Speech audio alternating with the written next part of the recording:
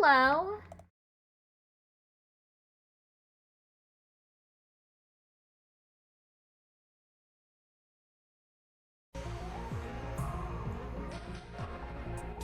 Okay, now I just need to stream to YouTube.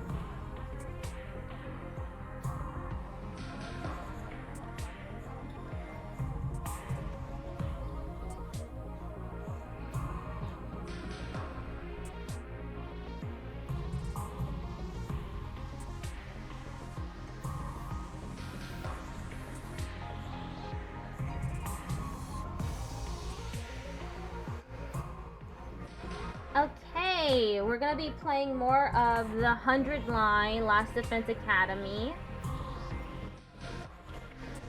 We are still in the killing game route, which is diverged from the mystery route. We are at 10 out of 100 endings so far.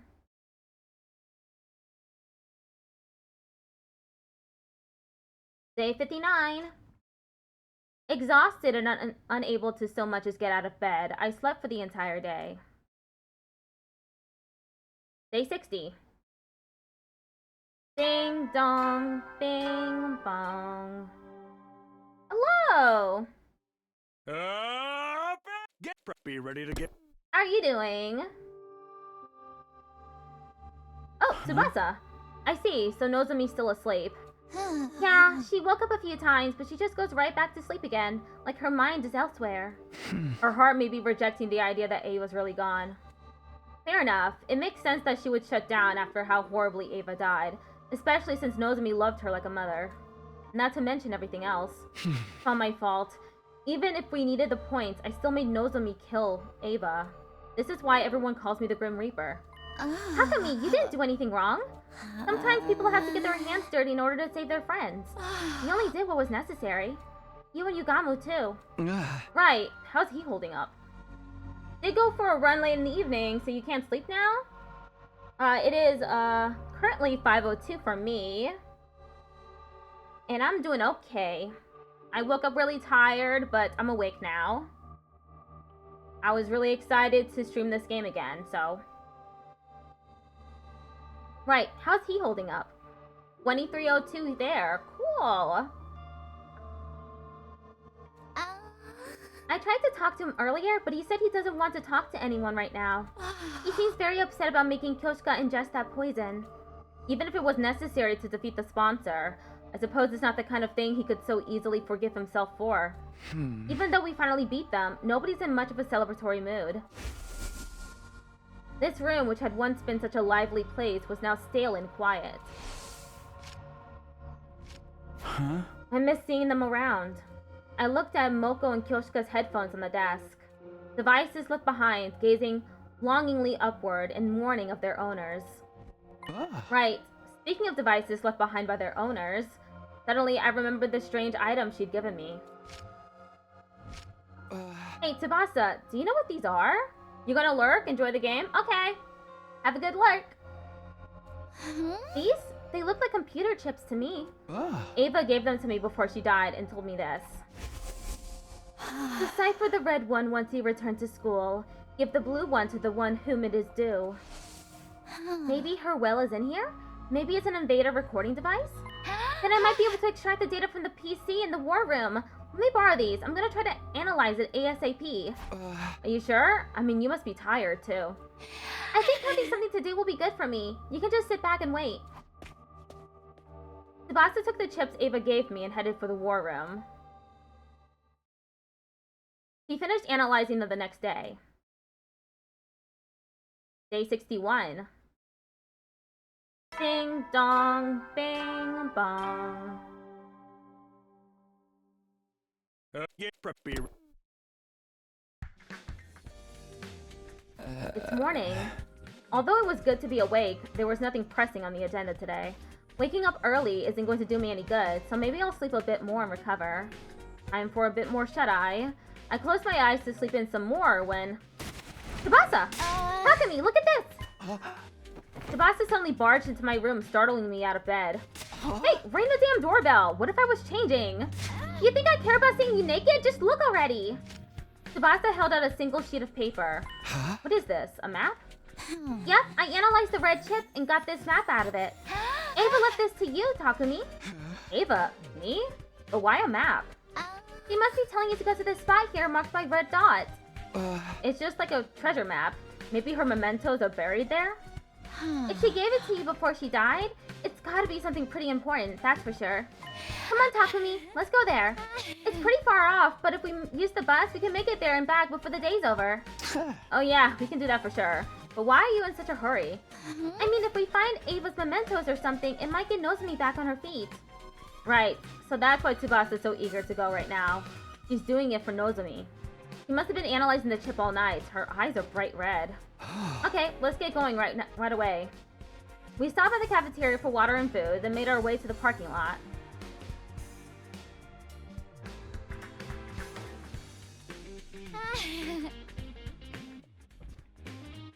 Are we ready to go? Then let's hit the road! Road trip to find Ava's keepsake!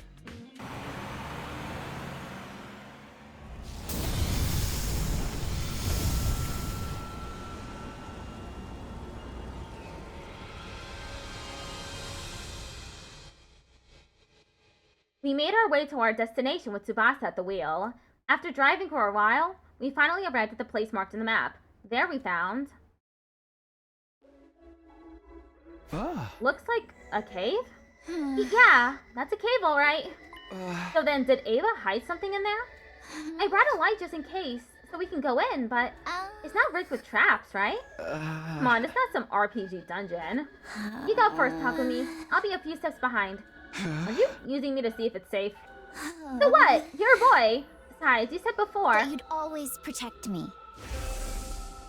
That includes you too, Tsubasa. I'll protect you. For all the rest of our lives. That's true, but we should exercise caution in times like these, and... Don't care, didn't ask. Get a move on. Go, go, go! Hey, don't push.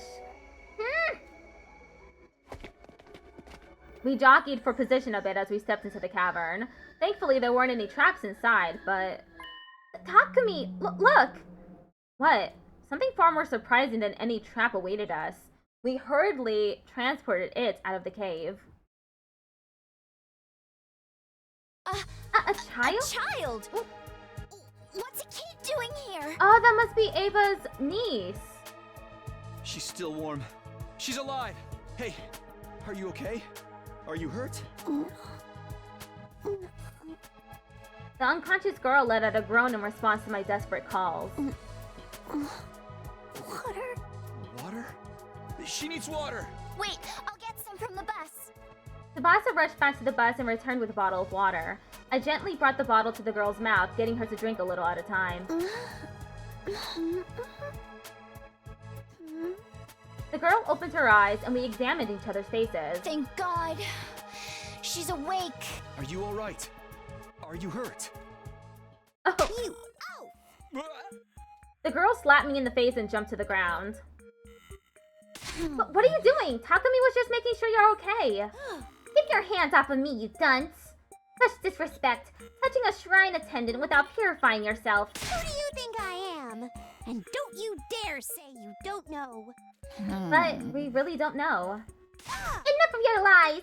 Everyone knows who I am. You do know who I am, right? You're just pretending? Right? The girl suddenly seemed anxious. Sorry, we really have no idea. No! You don't know me? Look at my makeup! Yes, look closely. The girl pointed at the designs on her cheeks. Sorry, we're not from around here. Why are you so confident about how well known you are anyway? You really don't know who I am? The girl seemed to be terribly shocked. Maybe she is someone fairly famous. By the way, what are you doing here? Where are your parents? Hello? She sucked her teeth at me. I heard it. Oh, this little pipsqueak is real cheeky. You're the one prying into my business. There's nothing more suspicious than some strange people asking about others' identities. Be gone! You were just trying to act like a big shot a few seconds ago. This girl was apparently famous, but she didn't seem like she was about to reveal her identity. So who is she exactly? We came here because Ava asked us to. Do you know her? The girl raised her beautiful brows in shock at the mention of Ava's name. Don't don't you dare lie to me! Mother would never give away this location! Mother? She may have been a hero in name only, but she wasn't the type of coward who would sell out her own daughter. Mother would never do that to me. Never. She was calling Ava mother, which meant, Commune, you must be Commune. How do you know my name? I thought you said you didn't know me. Ava mentioned you. You must be her adopted child. Biologically speaking, you're her niece, right? Who are you? Why do you know of my family secrets? You claim to know nothing, yet you know plenty. There's no trusting someone who changes their story constantly. If you truly know my mother, show me some kind of proof. Proof? How? I can't pull proof of my connection to Ava out of my... Wait a minute. Ava gave us this. The location of this place was on the map in the red chip. Mother's memory chip. Commune ripped the blue chip out of my hand. I'm going to analyze this. You wait here. Commune rushed back into the cave with the blue chip in hand. Wait, did we? We have no other choice, do we? But even after we waited several hours, Commune didn't return. We decided to go back to the bus for a while. Commune's not back yet. Yeah, we continued to wait on the bus, but Commune never came out of the cave. It grew later and later into the night, and the inside of the bus turned chilly. The heating in this bus doesn't work so well. Maybe we have blankets or something? I'll check the back. I looked around the bus for something to protect us from the evening chill, but all I could find was a single blanket. Here, Tsubasa, you take it. But what about you? I'm fine. I can sleep on the seat with my jacket. That's not gonna keep you warm. We have to turn off the heater soon, too. What if we freeze to death? We bandied ideas back and forth until... They're gonna share the blanket. Awkwardly. We ended up like this. This is definitely one way for us to keep warm, but... Hey, Tsubasa. Are you okay with this? Not like I have much choice. But I mean, we're a guy and a girl. No kidding, Captain Obvious. It's embarrassing for me too, you know?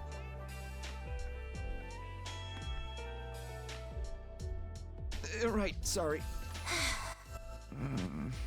How did things end up this way? We were just trying to find a dot on a map. I want to just hurry up and fall asleep, but I'm so tense that I don't feel drowsy at all. I can hear Tsubasa breathing. I can feel her warmth through the blanket. How am I supposed to sleep like this? But I guess it's nice that I don't have to spend the night alone. Tsubasa suddenly muttered this in a whispery voice. Lately I've been having scary dreams at night. Everybody gets killed off one by the bees and the commanders. And suddenly, I wind up all on my own. It's so scary that it jolts me awake. But because it happens in the middle of the night, I end up by myself in the darkness of my room. Then I feel on edge until the sun comes up. So I just end up praying. Praying that we don't die. Tsubasa. It's okay. The game is over. No one else is going to get killed. I wanted to reassure her so badly, but it'd be irresponsible of me to make promises of a happy future if I wasn't sure they were going to come true. The killing game might not be over. I couldn't find the words to comfort her. Instead, I put my arm around her trembling shoulders and held her tight. I was surprised by my own actions. I had no idea I could do something like this, seeing as I had zero experience with girls. Tsubasa seemed a bit taken aback, but she didn't swat me away.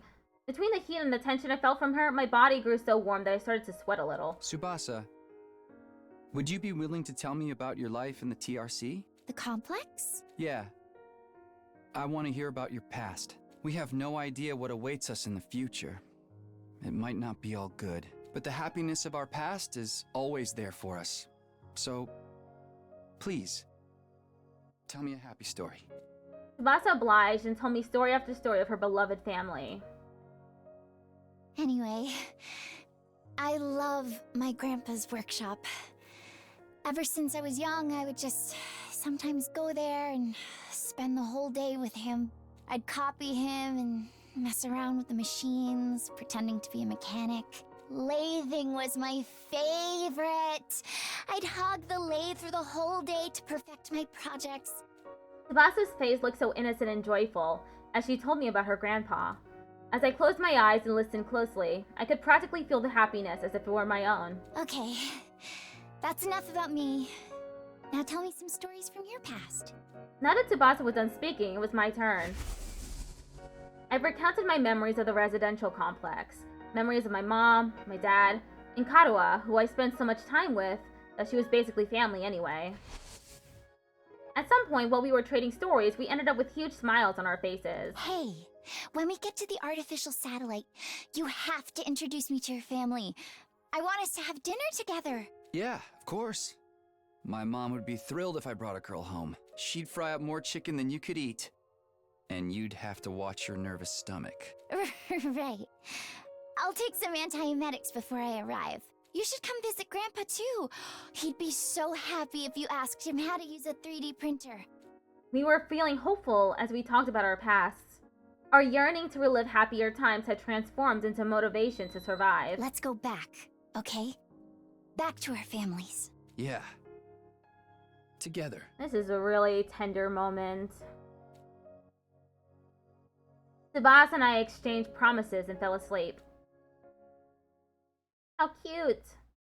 How lovely. Day 62. Sorry to keep you waiting. Analyzing the chip took longer than I thought, and time got away from me. When we awoke the next day and returned to the cave entrance, Kamyu was waiting for us. I'll explain from the beginning.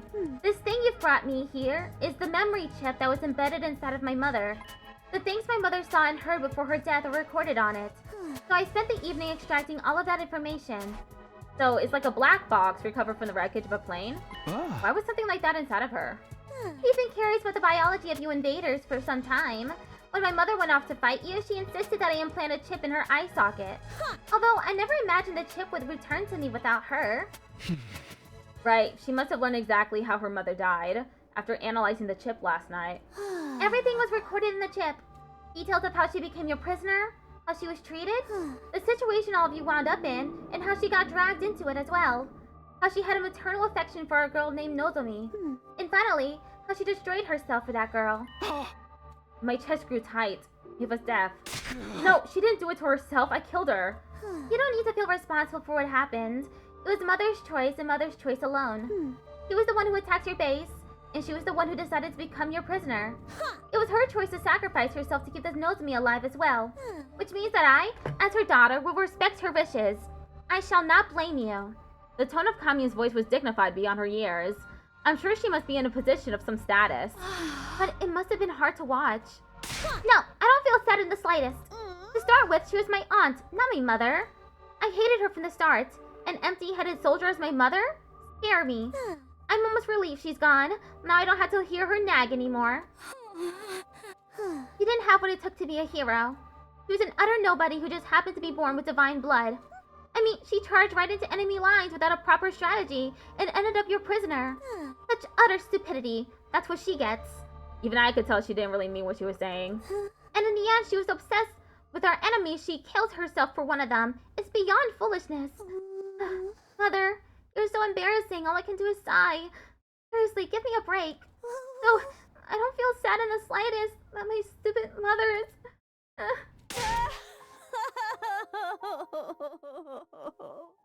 The dam had burst. Tears streamed down Kamyun's cheeks. Liar. You liar. You said all I had to do was wait for you to come back. And I waited for you. But... You're so stupid! Mommy! Mommy!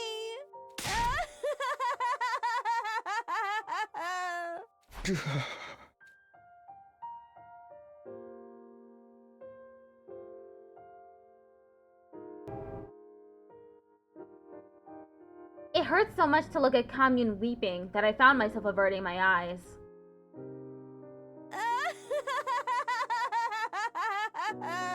Mommy! Kamyun sobbed continuously, wailing to the sky.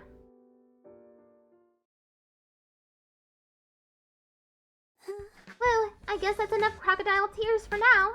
Kamyun was back to her impertinent self after crying herself hoarse. Did you like my little performance? I even shed tears as a show of good manners to my dead mother. Don't go telling anyone I cried. You'll be summarily executed if you speak of this. Yeah, don't worry, we're not gonna tell anyone. Kamyun nodded, relieved by my promise. Now, we're done mourning, so let us get going. Going where? That much is obvious. Your school! I must meet her. The girl who shares blood with my mother, Nozomi Kirifuji. Right, I guess that kind of makes Nozomi an older sister to you. And I must find out if she is worthy of being my sister or not. Tell me the way at once. Of course, I wanted Commune and Nozomi to meet as soon as possible. But I wonder if we can really take you to the school. You might set off the alarm. Fear not, your school's alarm is horribly imprecise. For example, if I enter while touching you, then me alone will not be enough to be detected. Why do you know so much about our school's defenses? Let's save that conversation for later. Take me to your school at once. Seriously, can you take me? And maybe bring me some food and water too? I'm so hungry, I'm getting dizzy. Right, she was so hungry she was out cold in that cave when we found her.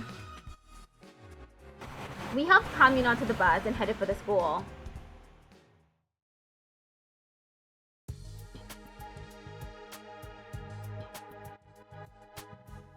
Back at the school, we secretly led Commune to the escape pod hangar. The only ones who know about this room are Tsubasa, Yugamu, Nozomi, and me. There was no way Takemaru's group would find out about Commune if we hid her here. Oh, what about Ima and Kako, though? We found out in the mystery route that they know about this room.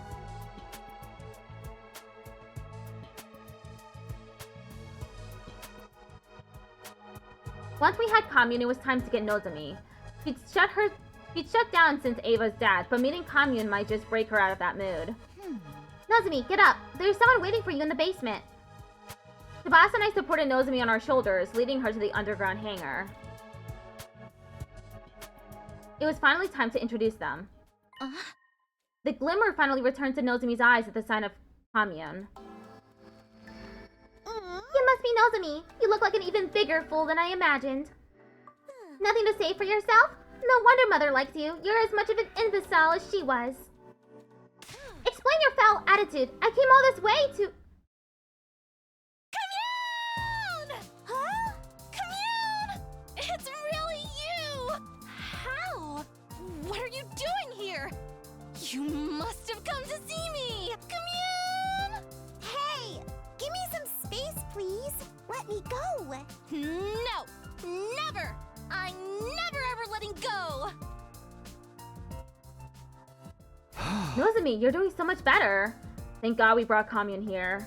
After reliving Ava's life, Commune felt more like Nozomi's little sister than someone she just met. Nozomi instantly went from being a lifeless doll to enthusiastically squeezing her little sister. Back off! Keep your distance! Who do you think I am? Hey, don't be mean. Come on, let me hug you just a little longer. All that matters is that Nozomi is better. Even if she's weak or unable to fight, so long as she's happy and healthy, then... My thoughts were interrupted. Tsubasa was silently squeezing my hands. Tsubasa? What's up? It just seemed like you were really looking Nozomi up and down. What? No way. I wasn't thinking anything lewd. Really? Not at all? Not at all. I told you, Nozomi just looks exactly like my childhood friend Karuha. She's like a little sister I have to look after. Sounds like your flame's starting to burn a little hotter if you ask me. It's not, I swear. Why are you being so persistent about this anyway? I'm gonna do this right. Do what right? Go on. Elaborate. Well, I shrank under Tsubasa's accusatory gaze. My back was up against the wall, and just when I'd accepted that there was no escape... Oh, for the love of murder. When did you two get so lovey-dovey? Yugamu, I thought you were locked up in your room. Wait, why are you so beat up? Yugamu's clothes were spattered with blood. Whoops! Not blood, mud. Yugamu's clothes were splattered with mud, and he looked completely worn out. Imagine if he was splattered with blood. That would be horrific. Because you suddenly disappeared on me, obviously. There was no sign of you well after nightfall, so I spent all night outside looking for you in a panic. Surely you didn't just forget about me and run off without a care in the world. Sorry, we didn't mean to worry you. There was something we had to take care of. Well, I suppose we're even on that front, but I expect a full explanation. By the way, Takumi, what is this invader-looking girl doing here? Oh, that's Commune. She's Ava's daughter. We're not exactly sure what her deal is either. We were going to get her to tell us herself, but right now... Commune! Don't fight it, let me hug you tighter! Ah! They're getting along like long-lost sisters, so we thought we'd just let them have some time. After that, we brought blankets and food to the hangar so that Commune would have a place to stay. We'd find out more about who she was the next day. Day 63. Ding dong, bing bong. Get be ready. It's morning. I hope Commune got some good rest. I decided I'd go straight to the hangar to see how Commune was doing after spending the night there. But then... Ooh, invader!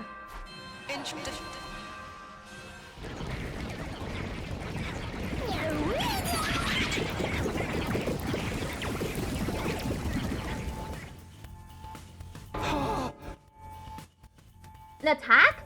There shouldn't be any commanders left. Is it the survivors attacking? Whoever it is, we need to engage them right away. I hurried over to the war room to get ready.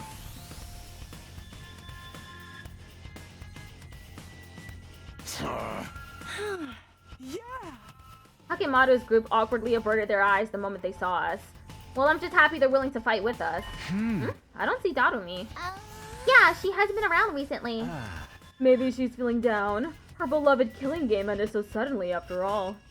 Fighting without Darumi is going to be rough, but there shouldn't be a commander this time, so we should be fine. Are you alright, Nozomi? You're still recovering. You can rest. No. Let me fight with you. I need to protect her. So she's decided to fight to protect Commune. A little sister is a powerful motivator. Okay, guys, let's do this. Special Defense Unit, move out.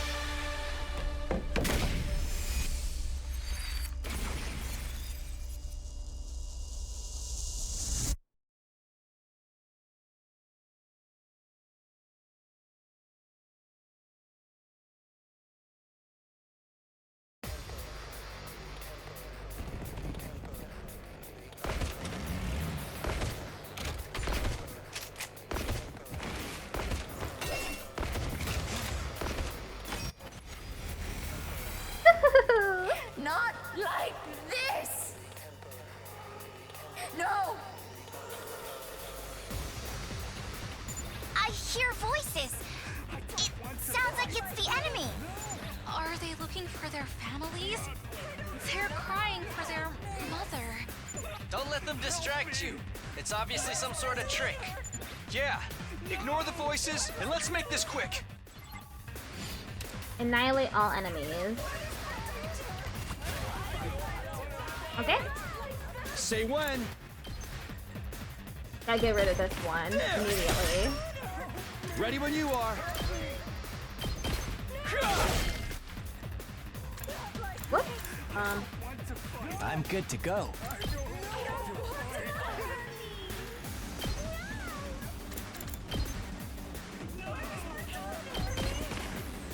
Let's get to the killing. 0 AP.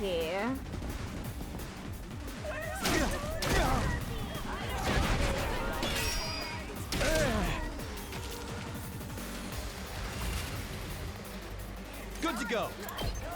Yeah! All right, I've got this. Good to go. Where the heck is Darumi? Yeah, she's just decided not to come. No one knows why. I'm good to go. Would be very helpful. I can't wait.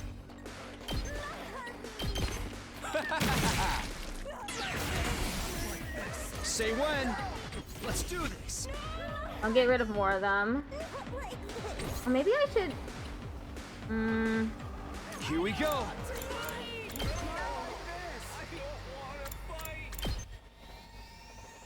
I'll get rid of this one. Got it. Oh, Let's I do got this. AP. Take that! Oh, ready when you are.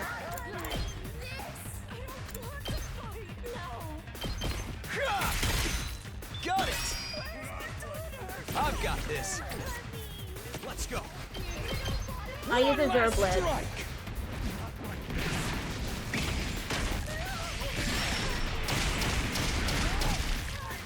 Take care of the rest. Let's get to the killing.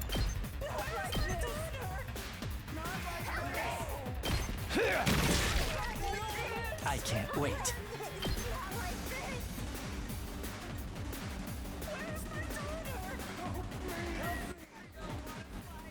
Still have no clue what this "where's my daughter" stuff is coming from. I guess I'm up. I'll do my best. Here goes. I'm feeling weaker. All good. Out of the way, Tess. Rev it up!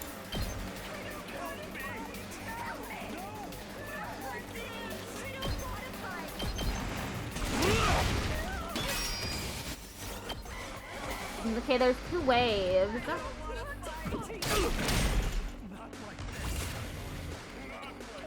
Let's do this! I'm good to go. How about this? Good to go. Time for me to move. Such a beautiful death. Let's give it to him! Wave 1 end.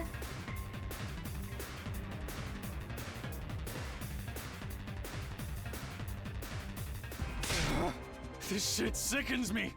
What are these voices? Do invaders have emotions? Don't think about it, sister dearest. That's right. Empty your minds and take down the enemy.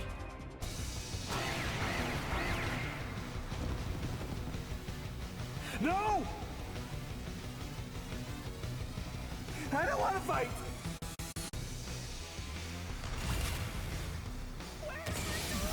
Let's go.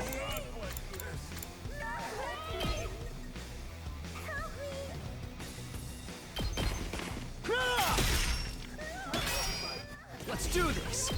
Azure Blitz. One last strike!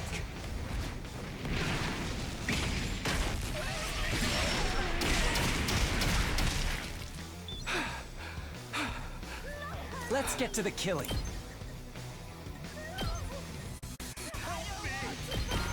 Does this do it for you? I can't wait.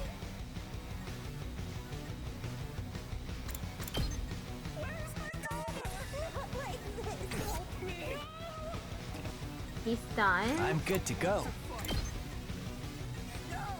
Stinks, doesn't it? Let's get to the killing. How about this? I can't wait. I'm good to go. I'll kill them all!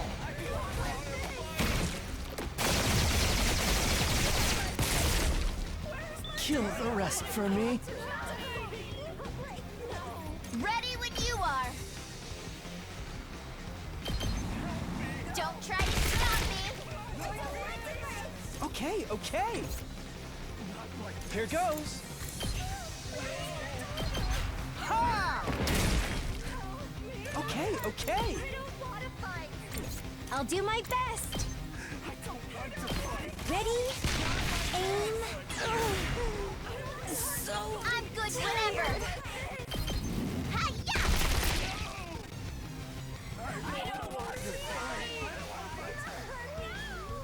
I guess I'm up.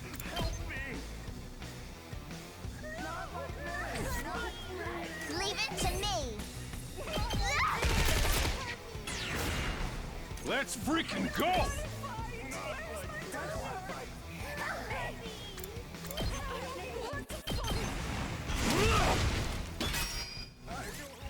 Okay, we've only got 2 left.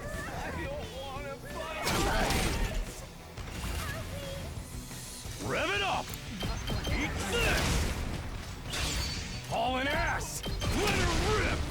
Knocked it out of the park! Leave it to me! Taking the shot! I won! It was 2 waves. Wave 2 end. Phew. We managed to get rid of them. Speaking from Lurk, I hate when some fights happen on my running course. Thank goodness there weren't any commanders. Hello again. It looks like they're really gone. Which means our future fights with the invaders will be a walk in the park. Yeah, but we can't let our guard down. The enemy will do whatever they can to take out the school. Take your own advice, Takumi. I don't know what the fuck you're scheming, but I know it's worse than anything those freaks can manage. Takamaru, come on! You're still doing this? It's fine, Tsubasa. Let him say whatever he wants to. But... Ima, Kako, let's get the hell out of here. Takemaru left and took Ima and Kako with him. Even though we defeated the invaders, the unpleasant exchange of words afterward ended the battle on a low note.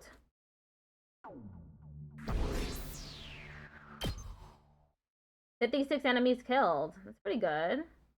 After that, we decided to meet up in the underground hangar to hear what Commune had to say. Welcome to Last Defense Academy, Commune. We're happy to have you here. Indeed. You should be honored to enjoy my company. Why is this brat so snotty? It makes me want to dote on her. You're such a naughty little girl, aren't you? I'm gonna pinch your cheek. Forgive her. The arrogance is part of her charm. Commune was fitting right in. Her self-important attitude had grown on us overnight. Now then, Commune, since you're staying here, there's a few things we want to ask. First, why were you hiding in that cave? Yesterday we found Commune in the cave starving, dehydrated, and passed out. What was a kid doing all by herself in a place like that? Do you need me to spell it out? I was exiled from my village. Exiled? Why? You should know. Because my mother Ava ended up your prisoner, of course. She was the people's hero. A hero must never be taken prisoner by the enemy. So Ava was branded a traitor. And so were you, her daughter. The logic being that the daughter of a traitor must also be a traitor, and the villagers weren't going to let that go. If I'd stayed in that village, they would have imprisoned me. How awful. You didn't do anything wrong. And neither did Ava for that matter. Nobody did anything. It's wartime. The people are paranoid. So you fled to that cave then? Yes, I had agreed with my mother beforehand that we'd meet there if anything happened. So that's why Ava kept the chip. She didn't want to lose the rendezvous point with her daughter. Thank you for explaining that, Commune. Let me ask you something else. Why are you dressed like a shrine maiden? I've been wondering about that this whole time. She has a strange way of speaking, too. What kind of positions does this girl have, anyway? The reason I'm dressed like a shrine maiden is very simple. Because everyone considers me a shrine maiden. Are you sacred to them, then? Are you revered as some god? Are you revered as someone godlike? Indeed. Although little in quantity, I do have godly blood coursing through my veins. I can also perform divine miracles. So, can you transform like Ava could, then?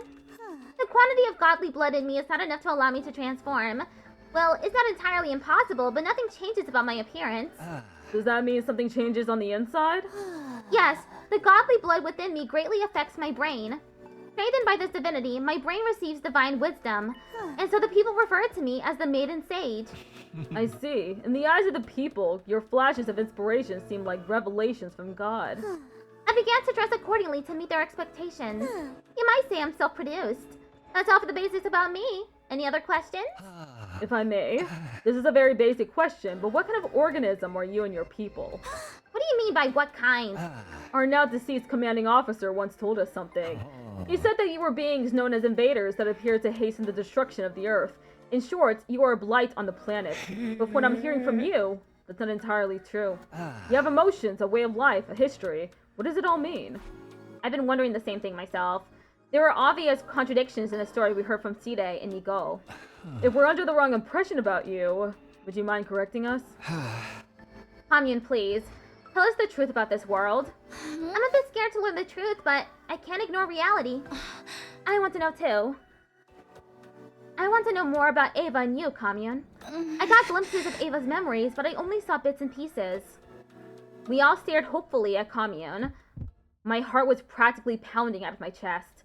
We'd been fighting in the dark, completely unaware of the truth. Now at last, everything would be revealed. Kamyun closed her eyes, her expression solemn, and at last she spoke. I cannot say! Huh? Why not? That much is obvious. I do not wish to cause you undue harm. Are you saying knowing the truth would hurt us? Kamyun's lips were sealed. She wasn't going to give us anything else. Oh, for the love of murder. Such a stubborn little girl. Normally, I'd torture you if that's what it took to get the truth out of you. Don't think you can get away with doing anything mean to Kamyun, Yugamu. I'll kick you right in the junk. The junk? But as you can see, Nozomi's in a mood. And I'd hate to damage a body that's not done growing, so I'd submit. The truth of the world. Honestly, I was still curious, but there was nothing to do but wait until Kamyun felt like talking. That's it for our questions. But do you have anything you want to ask us? No questions, but I do have a request. A request? Yes! Kamyun sat up straight and spoke with a serious expression on her face. I, Commune, am seeking asylum in Last Defense Academy. I ask that you accept this request promptly. Asylum? I've heard about it in the movies, but what exactly does that mean? We'll guarantee her safety, and in exchange, she will provide us with some sort of benefit. That's what it means. It's a kind of deal. Indeed, I desire a life of peace. In exchange, I will provide you with knowledge and technology. A fine deal, wouldn't you say? Certainly not bad, but are you sure? Being part of Last Defense Academy means betraying your former allies. It would be a lie to say I don't have any lingering attachment to my homeland, but I have already been exiled. If betrayal will keep me alive, then so be it. I mustn't die.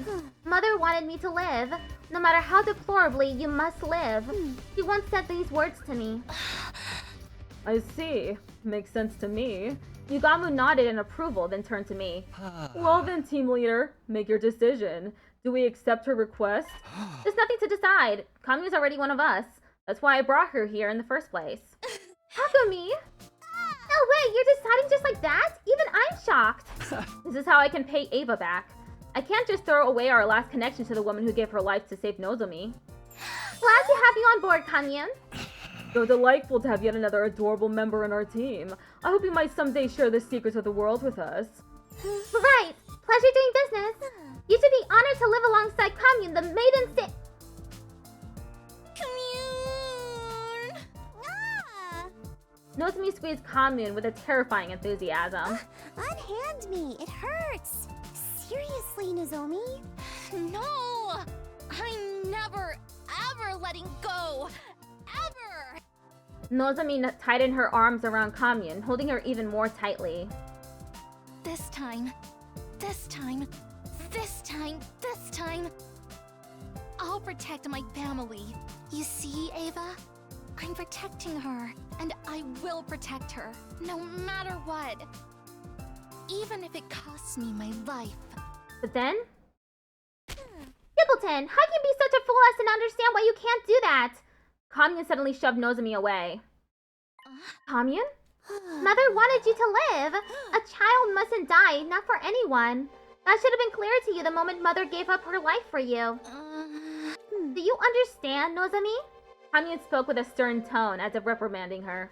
Abandon any future thoughts of throwing your life away. You mustn't die, not for anyone. But Moko and Kyoshka died because of me too. I can't keep prioritizing my own life over everyone else's. If you vow that you won't die under any circumstances, then I will accept you as my older sister. Don't you dare leave me alone in this world. Sis? Did you just call me? Hey, can you say that one more time? Sis. Maybe if I feel like it. Come on, just do it. Here, after me. Sis, there, your turn. Silence, fool! Don't you dare treat me like a child! Please, just say it. You'll make your big sis angry. Angry at me? You're the one acting crazy. There they were. Nozomi, who would do anything to hear Kamyun call her sis again, and Kamyun, who was avoiding doing that at all costs. We watched fondly as the sisters from two entirely different species bickered. I hope these peaceful times might never end. But of course, that was nothing more than a pipe dream. We were about to find ourselves in a new hell the very next day. Oh no! A new hell? Day 64. Ding dong, bing bong. Get preppy, ready? What's gonna happen today? The sponsor successor is probably gonna get here. And we'll have to actually kill each other, huh? That would suck. This is still the killing game route after all.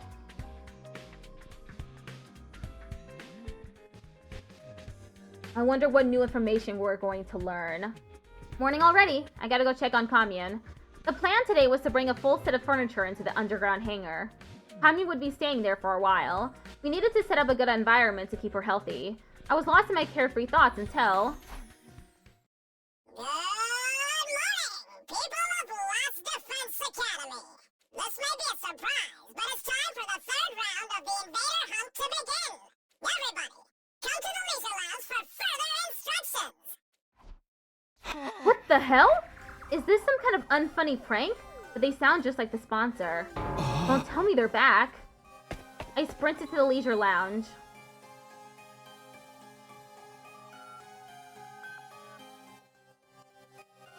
When I arrived, there was the sponsor clad in their suits. You have to be kidding me. How? Oh, for the love of murder. I had my suspicions, but... No, but then what did Kyoshka die for? Why? The sponsors were supposed to all be dead, killed by Kyoshka's poison.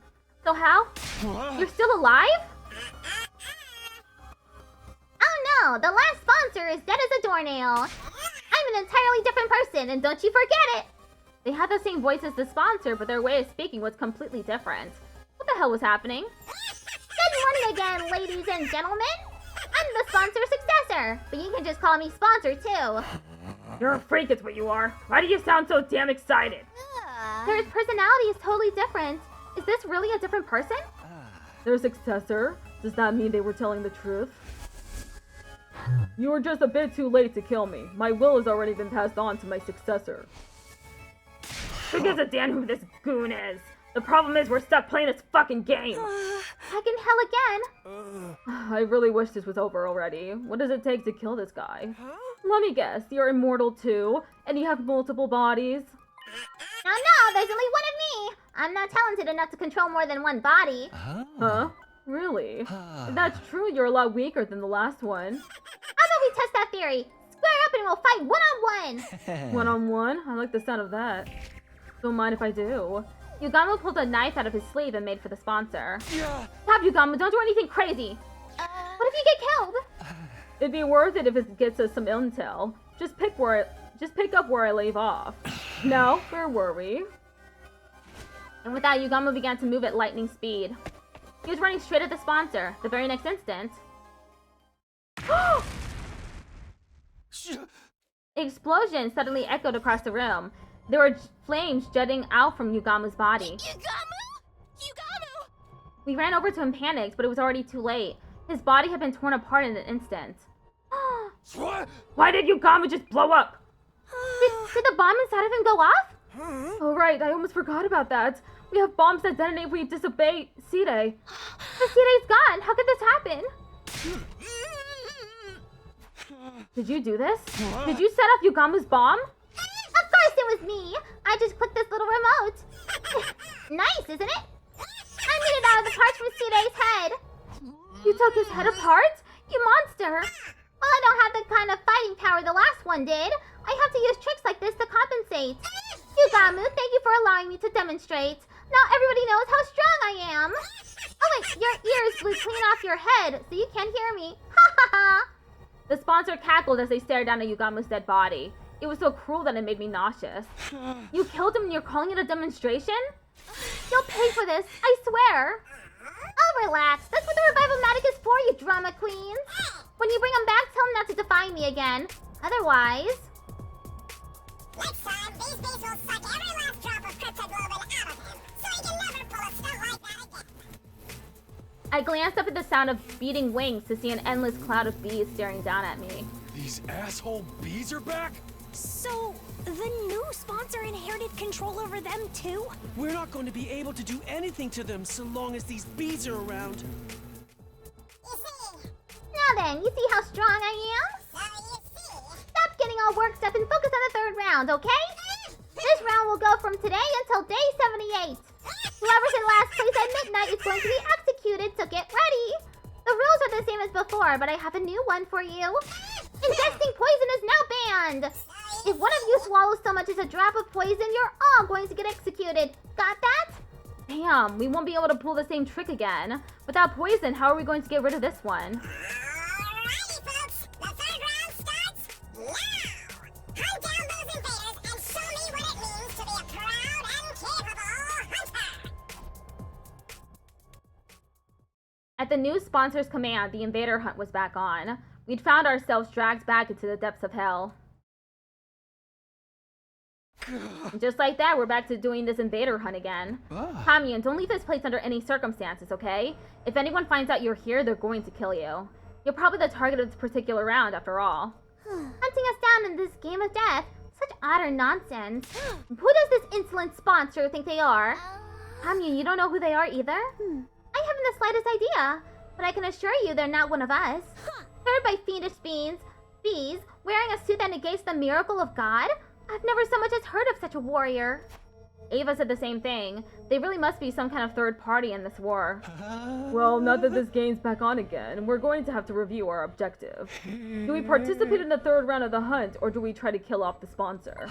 You tell us, team leader. We'll follow your lead. I couldn't answer immediately. Honestly, I wasn't sure what to do.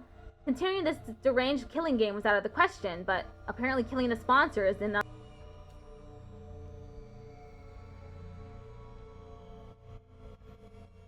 My heart was gripped with despair. What do we do? What more is it going to take for me to be able to protect everybody? How do you look so troubled? Commune suddenly questioned me. If the game displeases you, then why not run away rather than join in like a fool? We can't. The bees are monitoring what we do outside. Then simply run to a place where they cannot follow. Commune pointed at the escape pod. Is this rocket just for decoration? If you flee to space, this sponsor person won't be able to pursue you. We were going to do that at first, but that plan fell through. Oh, and why is that? The escape pod is broken. It'll take a long time to repair it. I'm repairing the motherboard right now, but with my skills, it'll be another month. I can do it in 5 days. Commune, what did you just say? I said I can repair it in 5 days. Repairing a rocket as simple as this is child's play. You're not joking with us, are you? Did you forget who I am? I'm the maiden sage.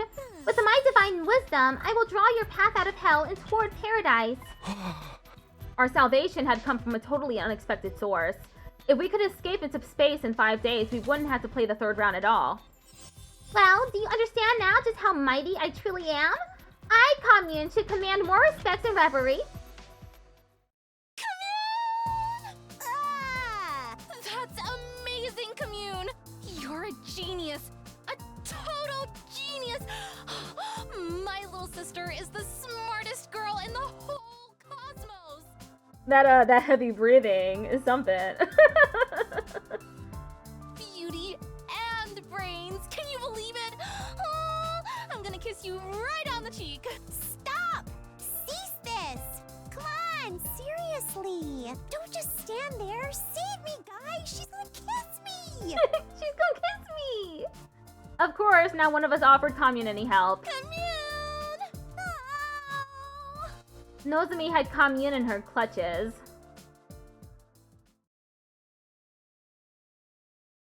Day 65. Okay, time to hunt. Is everybody ready? A-okay. I'm all good. Can't wait to kill, maim, and murder some invaders. Okay, off we go. Rack up those points. We triumphantly stepped into the ruins of the city, acting like we were starting our hunt. It was a performance trick to trick the eyes in the sky. We might not need to participate in the third round, but it might not be a good look if we don't hunt at all. Huh? Why? Don't get suspicious. You'll wonder, why aren't they hunting? They must be up to something. Don't want them to have any reason to scrutinize us, right? So we're going to have to pretend we're playing the game. That's how we ended up deciding to spend each morning hunting. In the mornings, we marched through the streets looking for invaders, but in the afternoons, we dedicated every ounce of energy to repairing the escape pod. Commune designed a new motherboard from scratch with a state-of-the-art computer, while Tsubasa made and assembled the parts using electric tools. Yugamo and I ran errands. We transported tools and machinery in and out of the hangar as directed by Tsubasa. And Nozomi? Everybody, I brought some onigiri for snacks. She's Ava's niece slash daughter.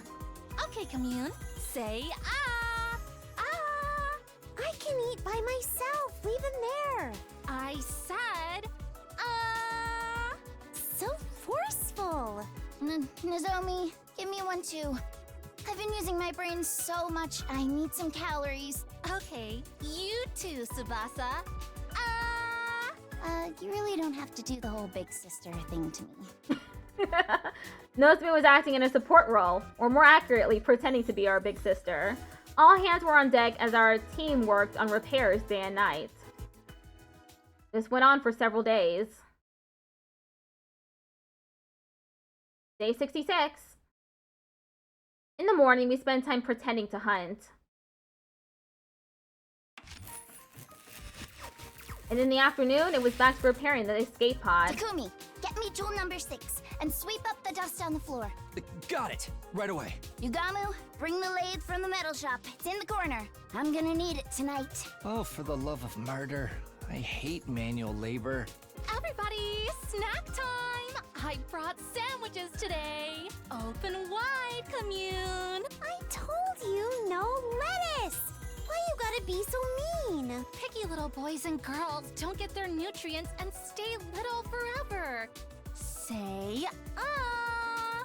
Ah! Stupid Nozomi. I wonder how the actress felt when she read the lines and was like, what the fuck is Nozomi doing now?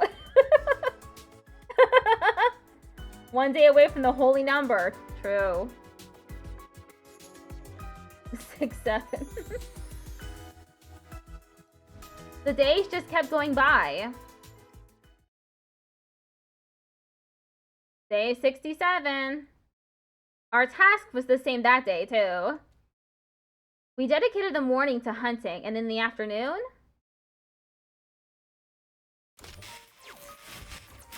we all pitched in to repair the escape pod. Takumi, come here and massage my shoulders. Oh, they're so stiff. Okay, but are you sure? What are you worried about? Just hurry up. Oh, Yugamu, take the lathe back to the metal shop. It's in my way. I need it gone ASAP. Oh, for the love of murder. You're not even trying to hide your favoritism. Energy drink. I need an energy drink. One just loaded with caffeine. You're too young to be drinking that. Drink the soup your sister made for you instead. The days just kept going by. Day 68. In the morning, we pretended to hunt. In the afternoon, we worked on the escape pod. Takumi, compliment me so I feel motivated again. Treat me like a princess. Treat me like a princess. Tomorrow's the actual holy number. Tsubasa, you're the most beautiful woman in the world. You're as radiant as ever today. Oh, come on, don't make it about looks. That kind of flattery is so transparent. But thanks. Oh, Yugamu, sweep up over there. Chop, chop. You know I have feelings too, right? I said no salted plums. It's so sour. I hate it. They're perfect for a pick-me-up. Eat up, eat up. Day 69. Dong, bing, bong. Okay. You come over there being treated like a laptop? Let's kill the shit out of these nasty pigs and protect the hell out of our beloved academy! I didn't realize he was gonna curse there. What's with the freaking music first thing in the morning?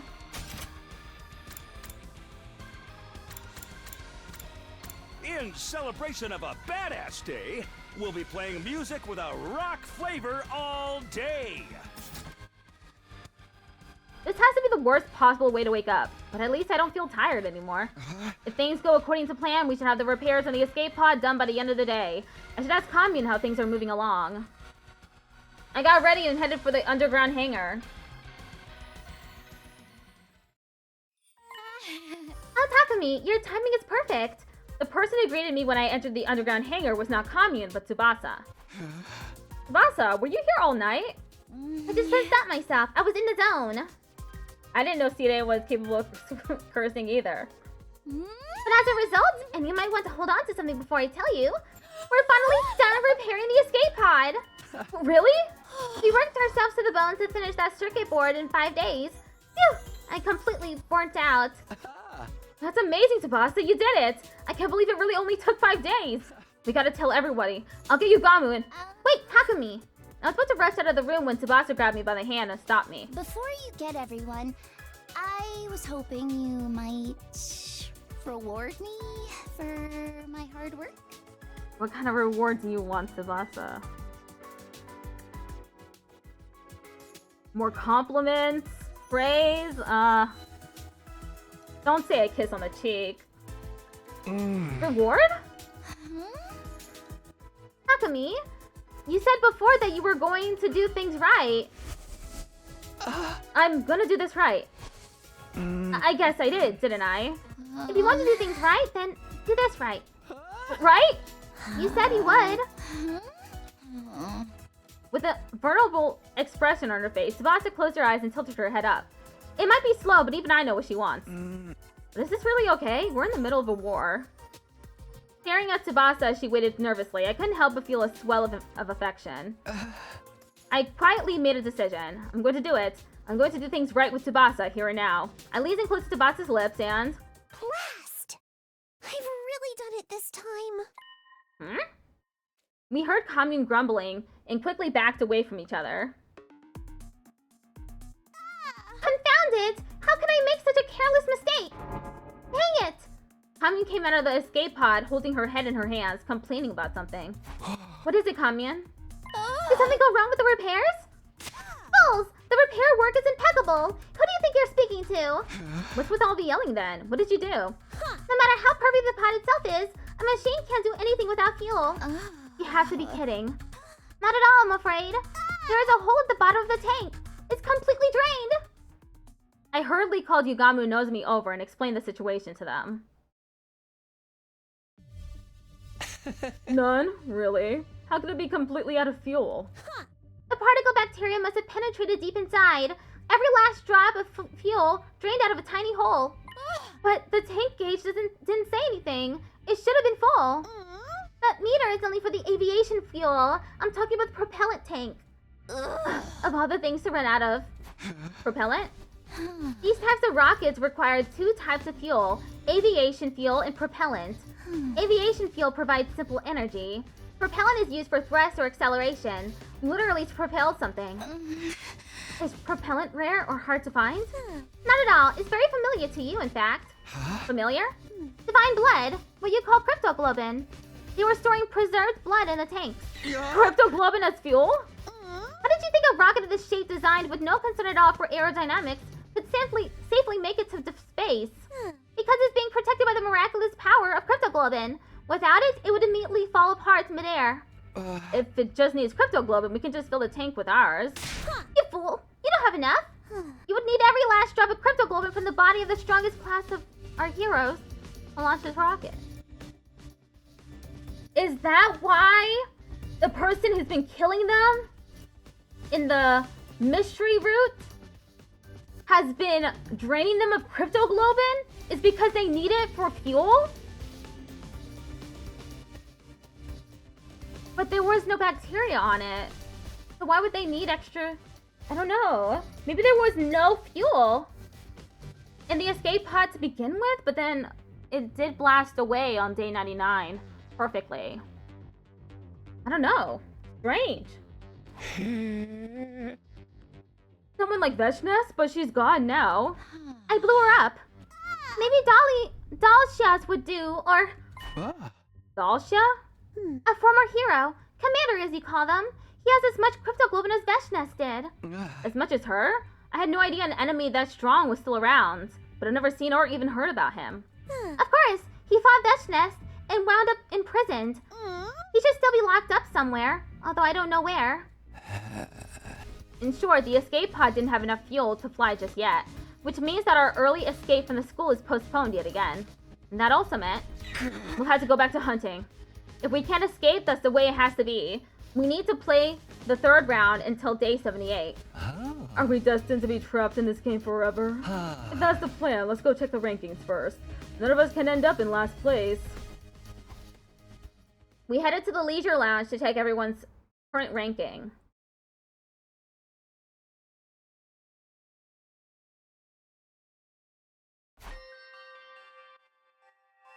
Tsubasa's last!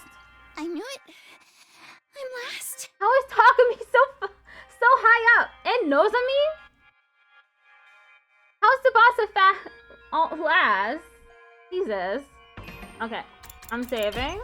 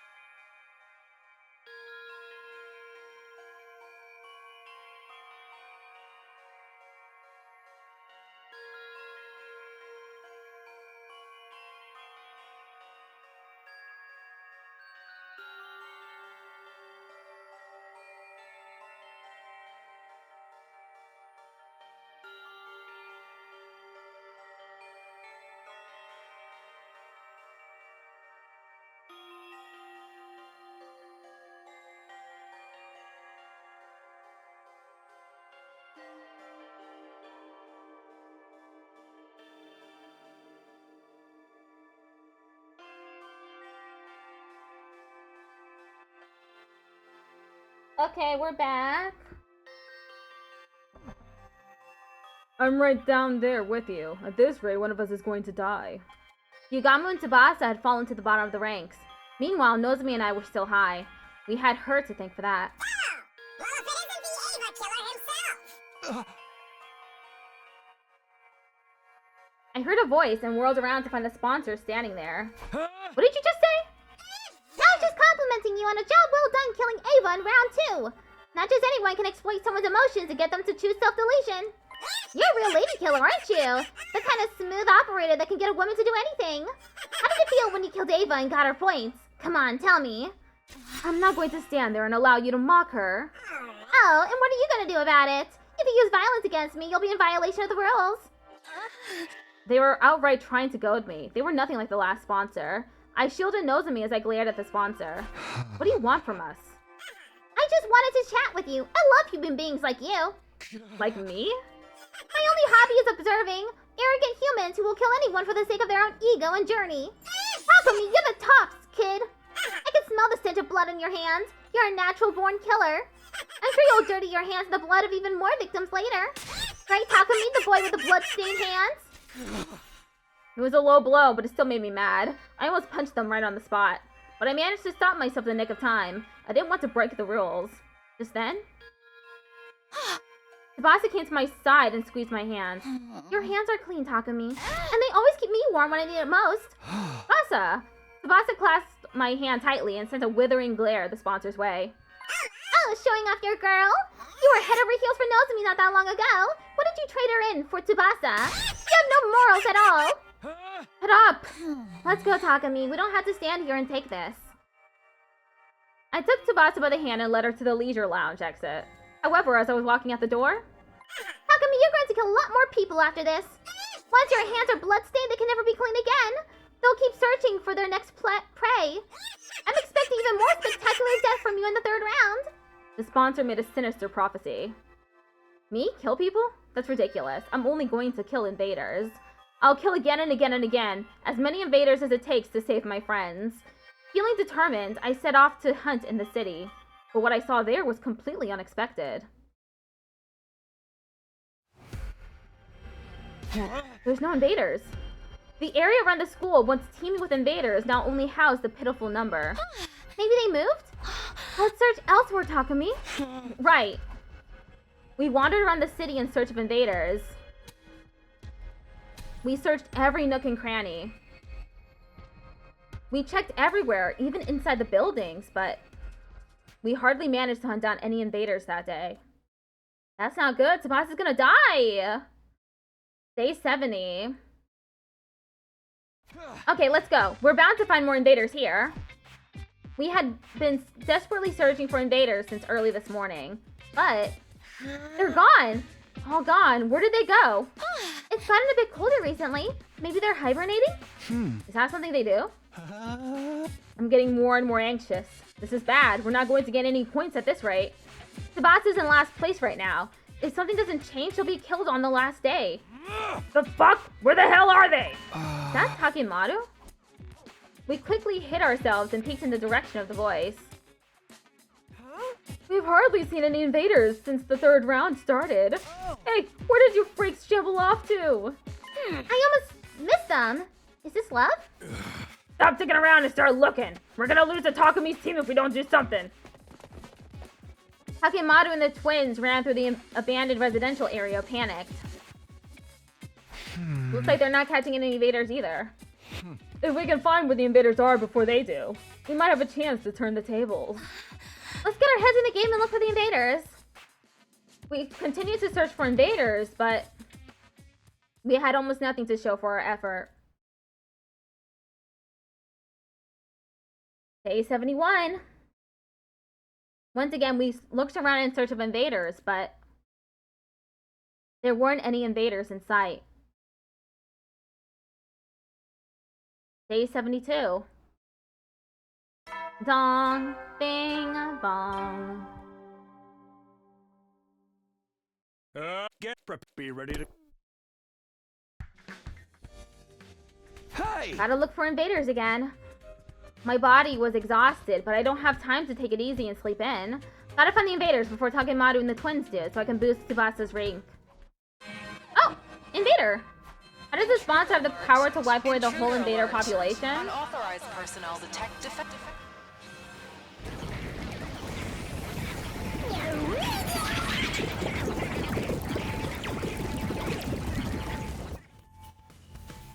Yeah, they don't count. Really? An attack right now? Where were they hiding? No, there's no time for complaining. I need to hurry to the war room.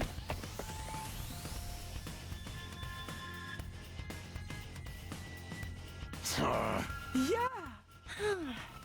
Takemaru and his team wouldn't even look at us. Well, as long as they're willing to fight with us, that was good enough.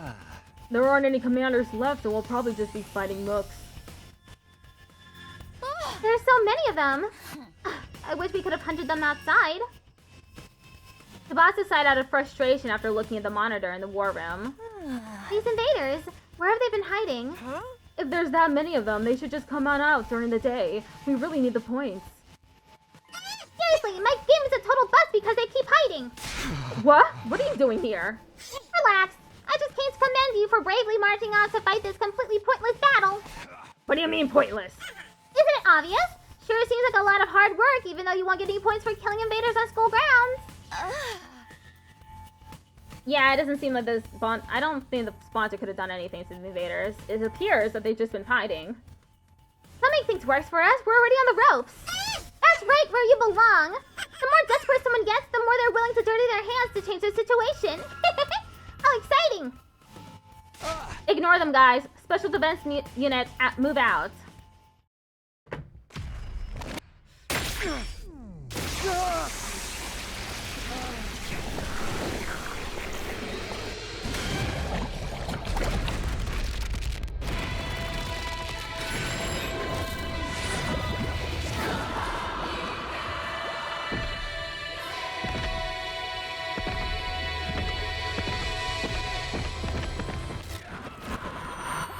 Zom was always the only one smiling during this sequence.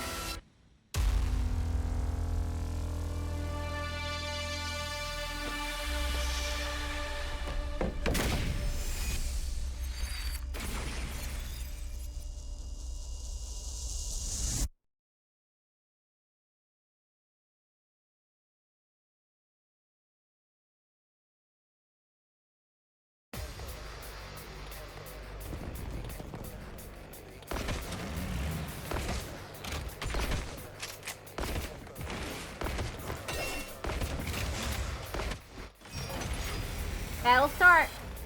Not like this! I don't want to fight!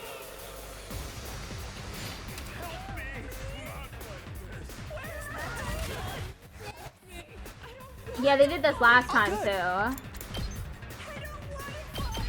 What a nuisance!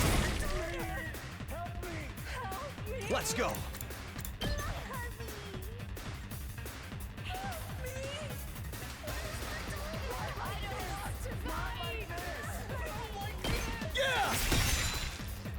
Let's do this. They'll have no clue why they're crying out in agony. Time for me to move.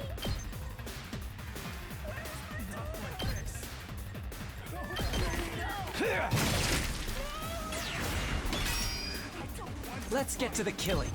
Experiment time.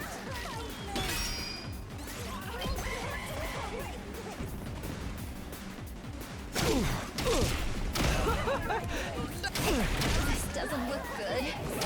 I just don't have the strength. I won't give in. How about this? Such a beautiful death. I've got this.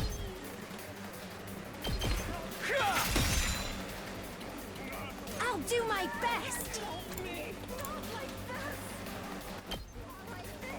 He's too far away.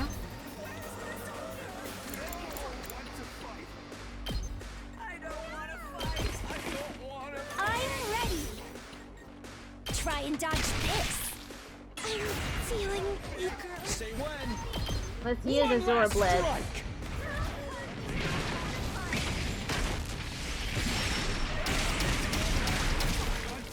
Take care of the rest.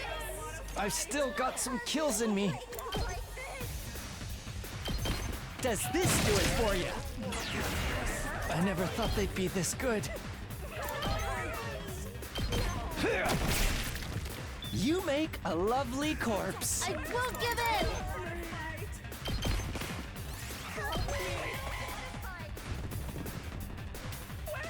I'm beat.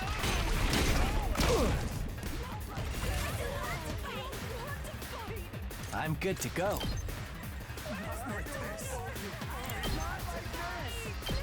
Does this do it for you? Let's go.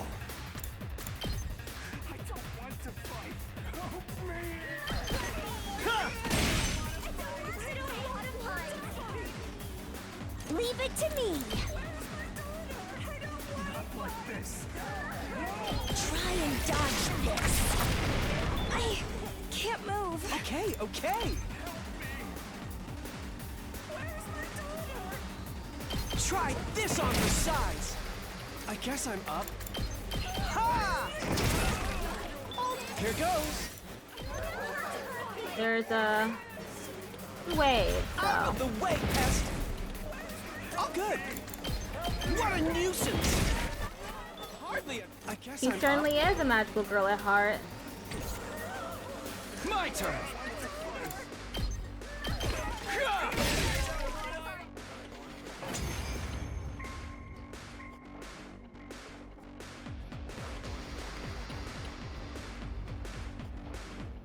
We won easily, but I don't feel good about it at all. I really wish we could have hunted them on the outside. Seriously, we would have gotten so many points out there. For once, I agree. This shit's demotivating me. Don't let your guard down or we'll be in trouble. Everybody focus! New enemy approaching. Danny, get rid of that one in the middle. No!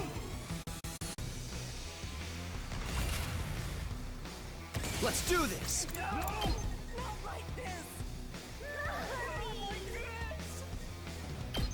Yeah! Say when. One last strike!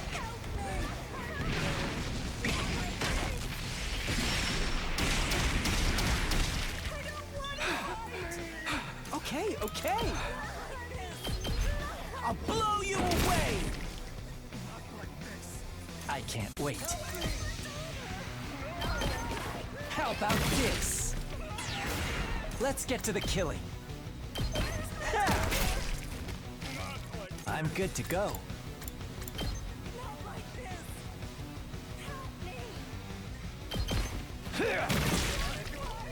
I can't wait. I'm good to go. Stinks, doesn't it? How much left?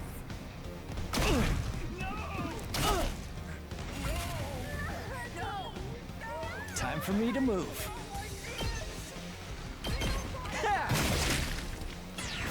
Let's get to the experiment time. You make a lovely corpse. I guess I'm up.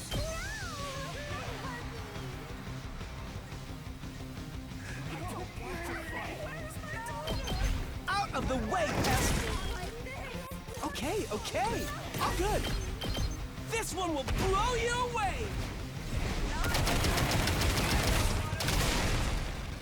Oh, I can't move anymore. My turn. Ha! Let's go.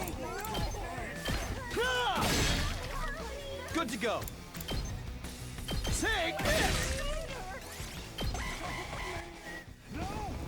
Just a few left. Ready when you take this! Let's freaking go! Let's give it to him! Let her rip!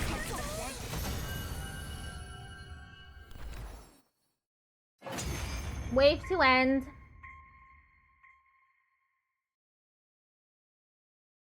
Huh. It's over? Not surprising. We're a little too strong now. We have fewer numbers now, but the hunt is making everyone strong enough to compensate for it. Now we just need to figure out how to survive it. We're gonna win this shit! Watch your ass, Takumi! He's literally number 2, okay? You guys are not gonna catch up to him at any point. You want to do all this right after the defensive battle? Well, whatever. I'm used to it.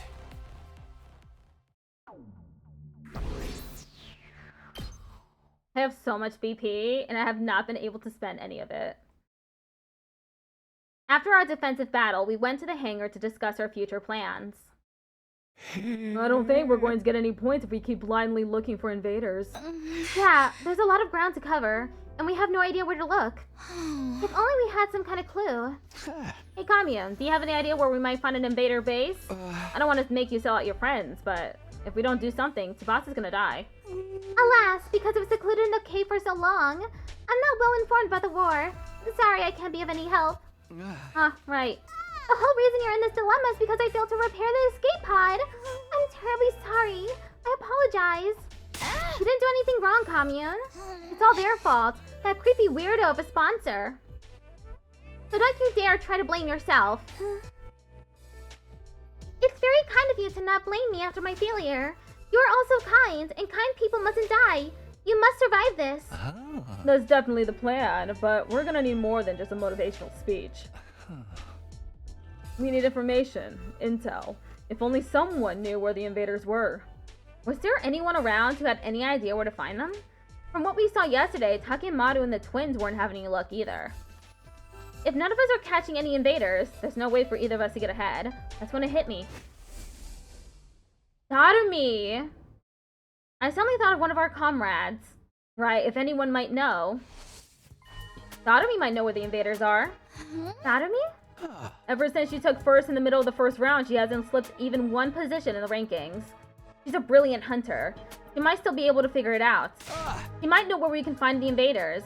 Takumi, surely you're not planning to add her to our alliance? You haven't forgotten what a horrible mistake that was before, right? It was true that we lost Hiroko because Darumi couldn't control herself. Normally, we'd be better off keeping our distance from her, but... Can't make an omelet without breaking a few eggs. Let's accept the risk and invite Darumi to join us. He really loved Hiroko. He might not even need much convincing. Oh, for the love of murder. Well, who am I to object to our dear leader's decision? But I haven't seen her around lately. She hasn't been joining the defensive battles either. He wasn't at the closing ceremony for the second round, nor the opening ceremony for the third. I wonder where she is and what she's doing. I saw her not that long ago. I went to the cafeteria for a late night snack and ran into Darumi just after she'd returned from outside. I was so freaked out. She was totally covered in blood.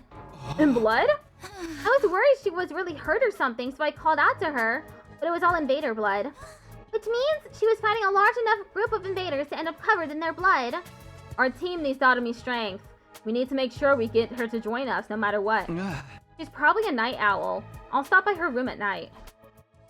After that, I went to rest in my room, and then once night fell...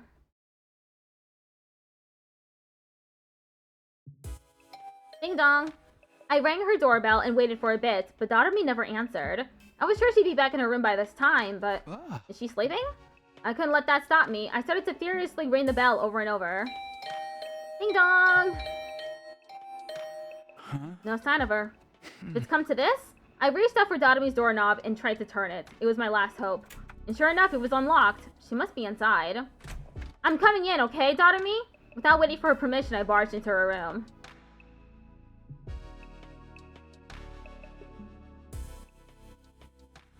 Darumi was sitting beside her bed, staring up at the ceiling in a daze. Hey, long time no see, Darumi. Your door was unlocked, so I just let myself in. So I wanted to talk to you about something. Do you have a minute? No answer. Maybe she was so obsessed with hunting that she'd forgotten how to communicate with other people. I started inventing all kinds of theories until... So bored! Huh? Bored! I'm so bored! I'm over it. It's the same thing day in and day out. I'm just going through the motions. So depressing. No point in living like this. Darumi Amamiya gives her final regards to the land of the living. She suddenly started to bang her head against the wall. Hey, Darumi, stop! What if you make yourself even crazier? I pinned her arms back in a full Nelson to get her to stop hitting herself. What? Takumi? Why are you touching my boob?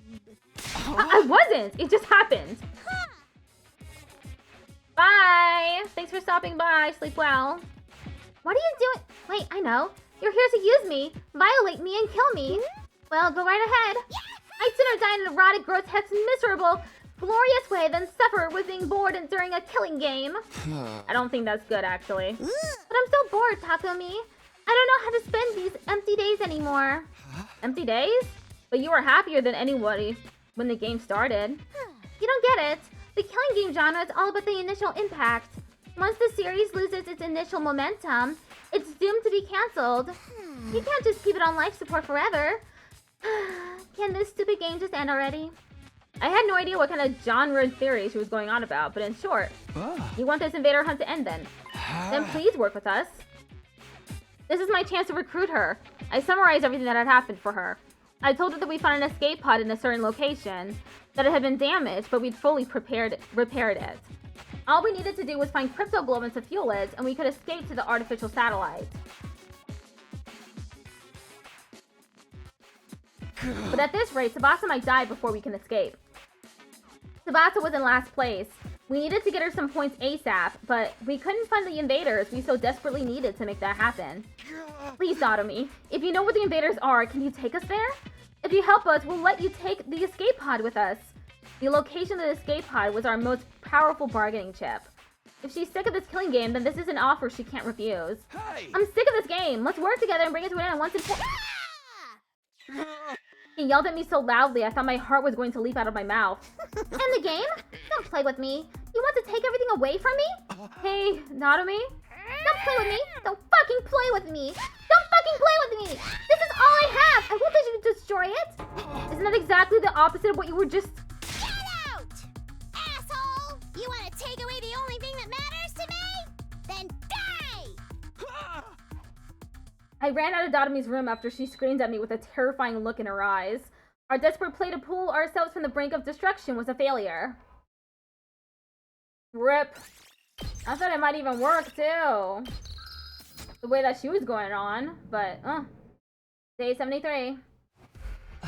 So you were unsuccessful in recruiting Dotomi. Well, I expected as much. I'm so ashamed.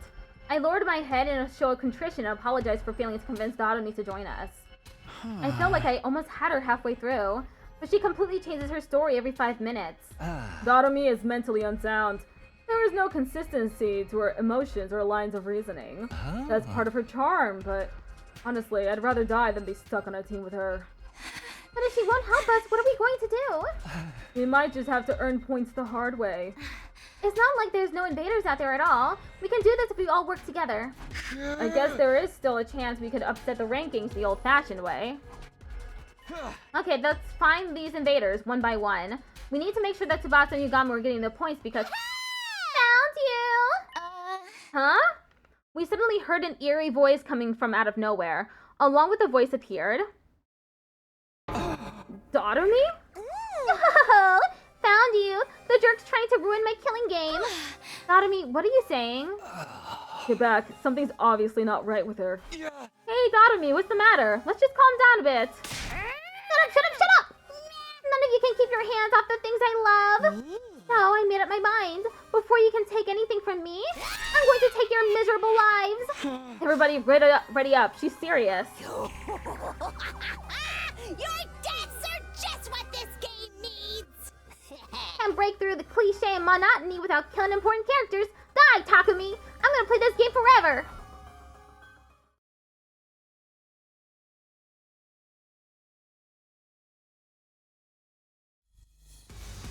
How strong is Dotomi? Whatever you do, don't hit her with anything lethal. Just go easy on her to keep her alive. We can't revive her if we kill her out here. A man can't even bask in the simple pleasure of using the sharp side of his blade. How sad.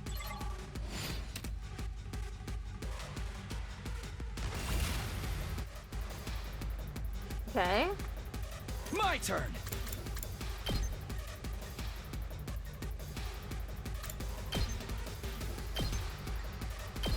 There. Time for me to move.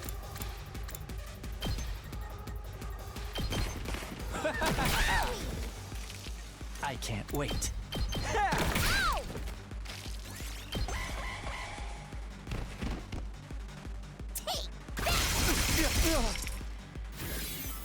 My body! Uh-oh. I'm good to go. Guess I'm screwed! I've got this. Take Quit!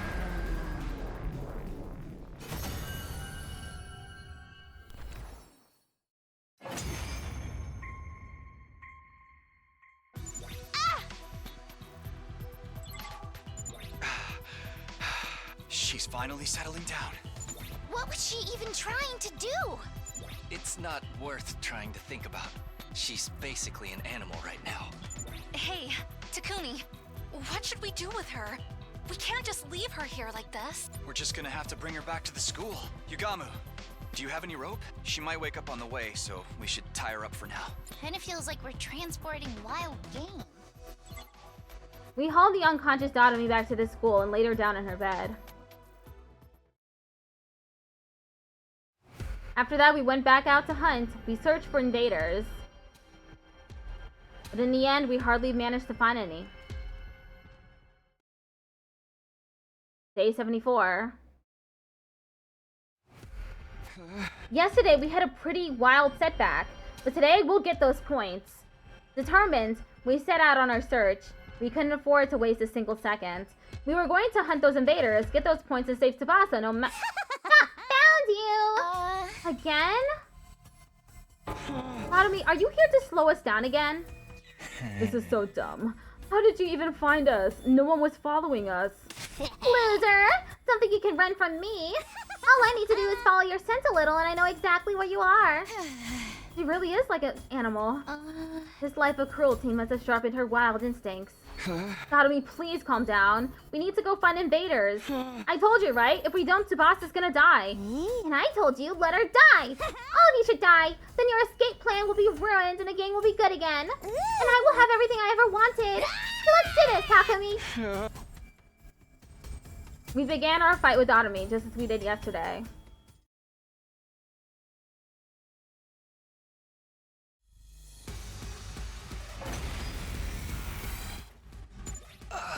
Why don't we just kill her already? The only cure for stupidity is death. We can't do that. There's no coming back if we turn this into a real killing game. Tsubasa's right. Dotomi is an annoying idiot. And frankly, I wish she was dead too. But keep her alive. Takumi, that wasn't very nice. I got to defeat Dotomi Amamiya again. I can't wait. Experiment time. I'm good to go. This may hurt. Time for me to move. My body! Uh-oh. Drop dead! Oh, she had voltage. Not half bad. Guess I'm screwed. Guess she's screwed. Here we go. Here. This is bad.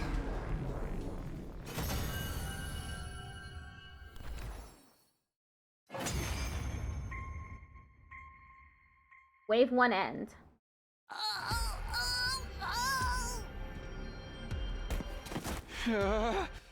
It's done. The only thing done here is Dotomi's humanity. What happened to her? Hey guys, she's foaming at the mouth. We need to get her back to the school. Damn it, you're a real pain in the ass sometimes, Dotomi. We hauled the unconscious Dotomi back to the school and laid her down in her bed. Then we went to my room.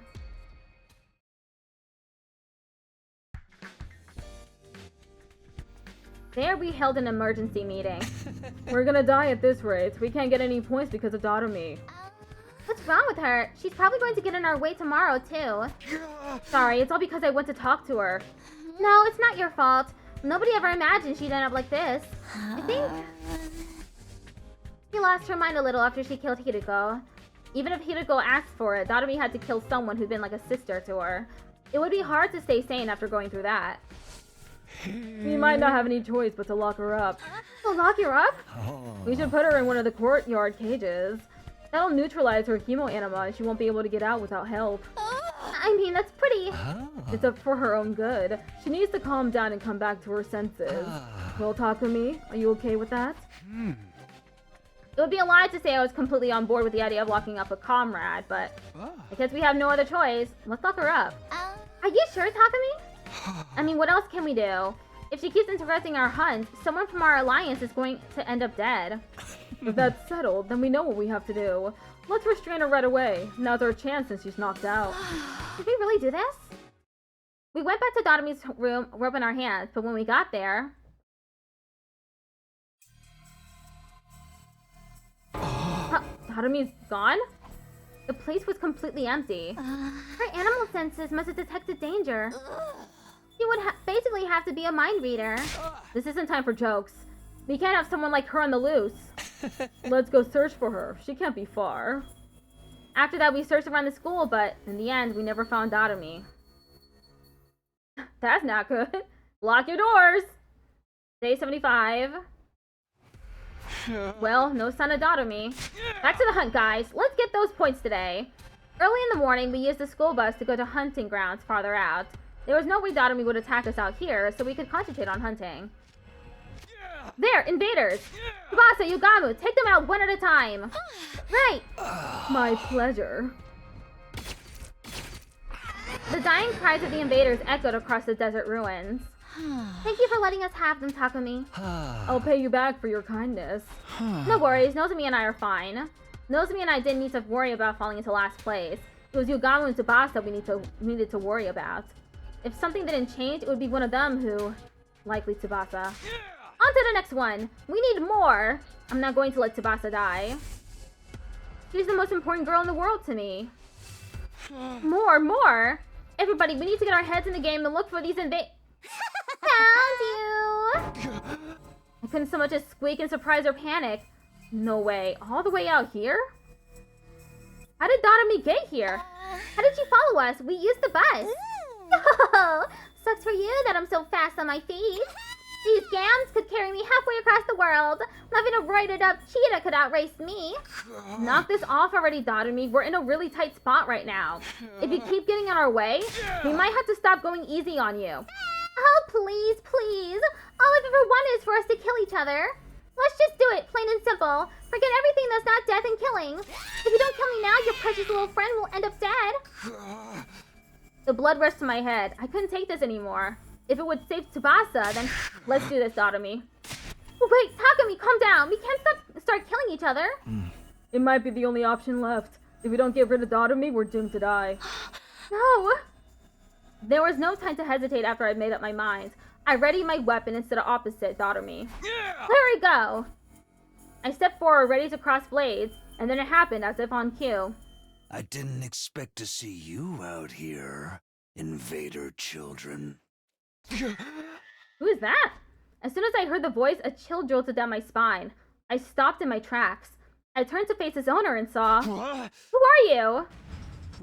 Oh, Commander! It doesn't matter who I am. Prepare to fight. You fancy yourselves warriors, do you not? When two warriors meet, they are obligated to cross blades. Now, Mask, are you a commander? I thought they were all gone. A commander. It has been many moons since I last led an army. Now I am no more than a wretched criminal. Criminal? Long ago, I was stripped of my title as hero after challenging Veshnes and imprisoned for quite some time. But all of the other heroes were killed by you. So the military, in utter panic, quickly released me. A hero who didn't get along with Veshnes? I feel like Commune mentioned something similar earlier. Something about a hero with the same level of cryptoglobin as Veshnes. If I recall, his name was... Are you Dalshia? Indeed, that is my name. I suppose I have not yet been completely cast aside if youths like yourself know it. I remember. Commune told us. Dalshia is nigh invincible, like Veshnes. This is the worst possible timing.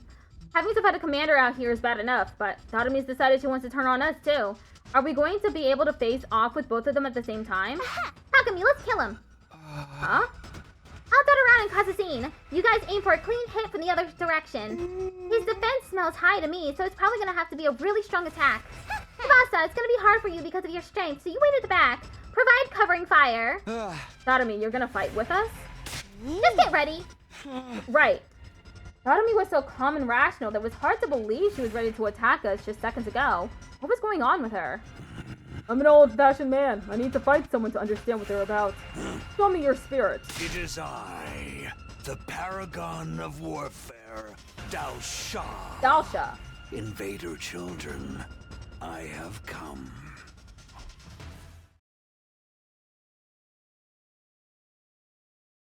Oh. Dalsha transformed and charged at us.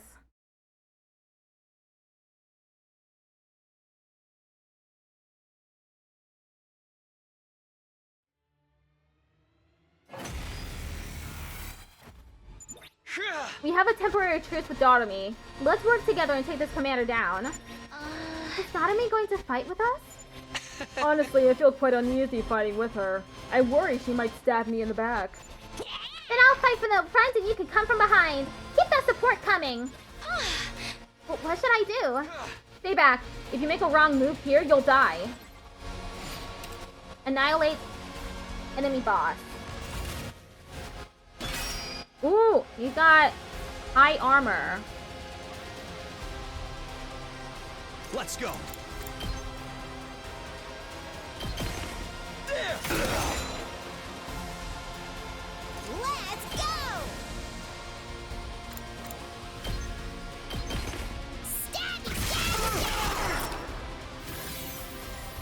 I can't wait.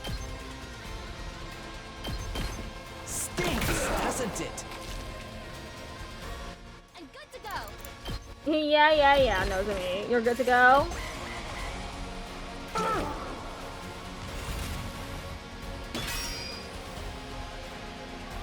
Let's get to the killing. This hurts. Time for me to move. Stinks, doesn't it? I've got this.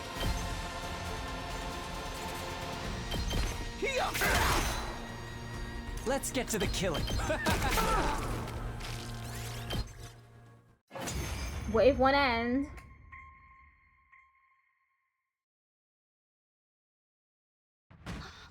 His defense is too strong. Our attacks aren't doing anything. Yo, tough guy. He's not taking any damage at all. You can't lay a finger on him. He's toying with us. Don't give up, guys. We'll find a way to defeat him. Exiled or not, he was a powerful commander.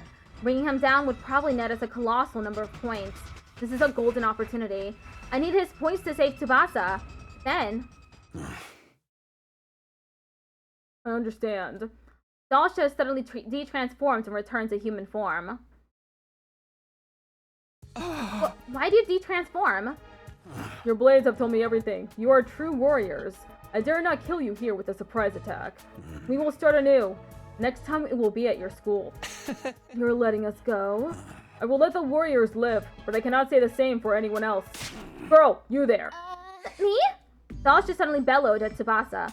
Why the cowardice? Why don't you join the battle? Are you making a mockery of this war? No, I can explain. No need for your excuses. I will purge all those who bring cowardice onto the sacred battlefield. The seeds of fear must be excised from the soil, lest they prevent other warriors from blossoming. Dalsha pulled out a single short sword from inside his clothes. That's a throwing dagger. Stop, Dalsha! I desperately tried to stop the commander, but he paid me no attention at all. Huh? The blade moved towards Tsubasa at a ferocious speed. Tsubasa, get out of the way! Dotomi. The very next moment, I saw something utterly unbelievable. Dotomi took the blade for Tsubasa. Dotomi, why did you? We need to stop the bleeding. Finish me. Dotomi gurgled blood as she screamed out her inconceivable request. If you don't kill me, I won't be worth any points. Target, kill me and live. Kill me quickly. Stop talking or you really will die. Stay with us, Dotomi. We laid Dotomi face down on the ground, carefully following Yugama's instructions to stop the bleeding. Eventually, I noticed there was no sign of Dalsha anywhere. Now, quick, get Dotomi on the bus.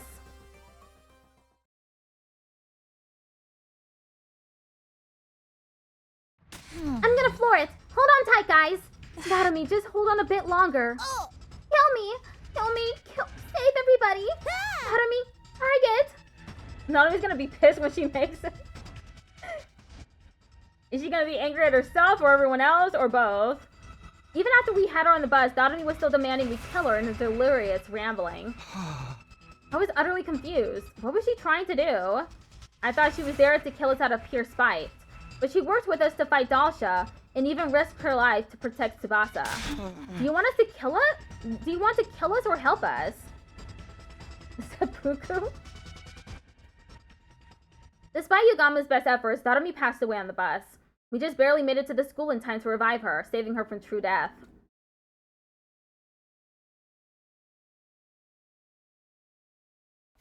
Dotomi, talk to us. What were you trying to do? After the fight with Dalsha, we all gathered in Dotomi's room to ask her about her intentions. Why did you protect me like that? Please tell us, Dotomi. Use your words and tell us what you really meant to accomplish. Huh? What I really meant to accomplish? All I want is for us to kill each other. You think I'd let that commander take my prize? As if. So I decided to help you out just this once. Anyway, we're enemies again. I'm gonna come kill you all, so be ready. Yo!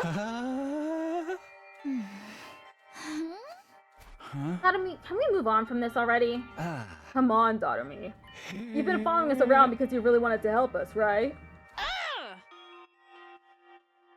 Huh? Help you? Why? Don't go saying stuff with no proof, okay? We have proof, actually. You said it yourself. Kill me. Kill me. Kill. Save everybody. Dotomi. Target.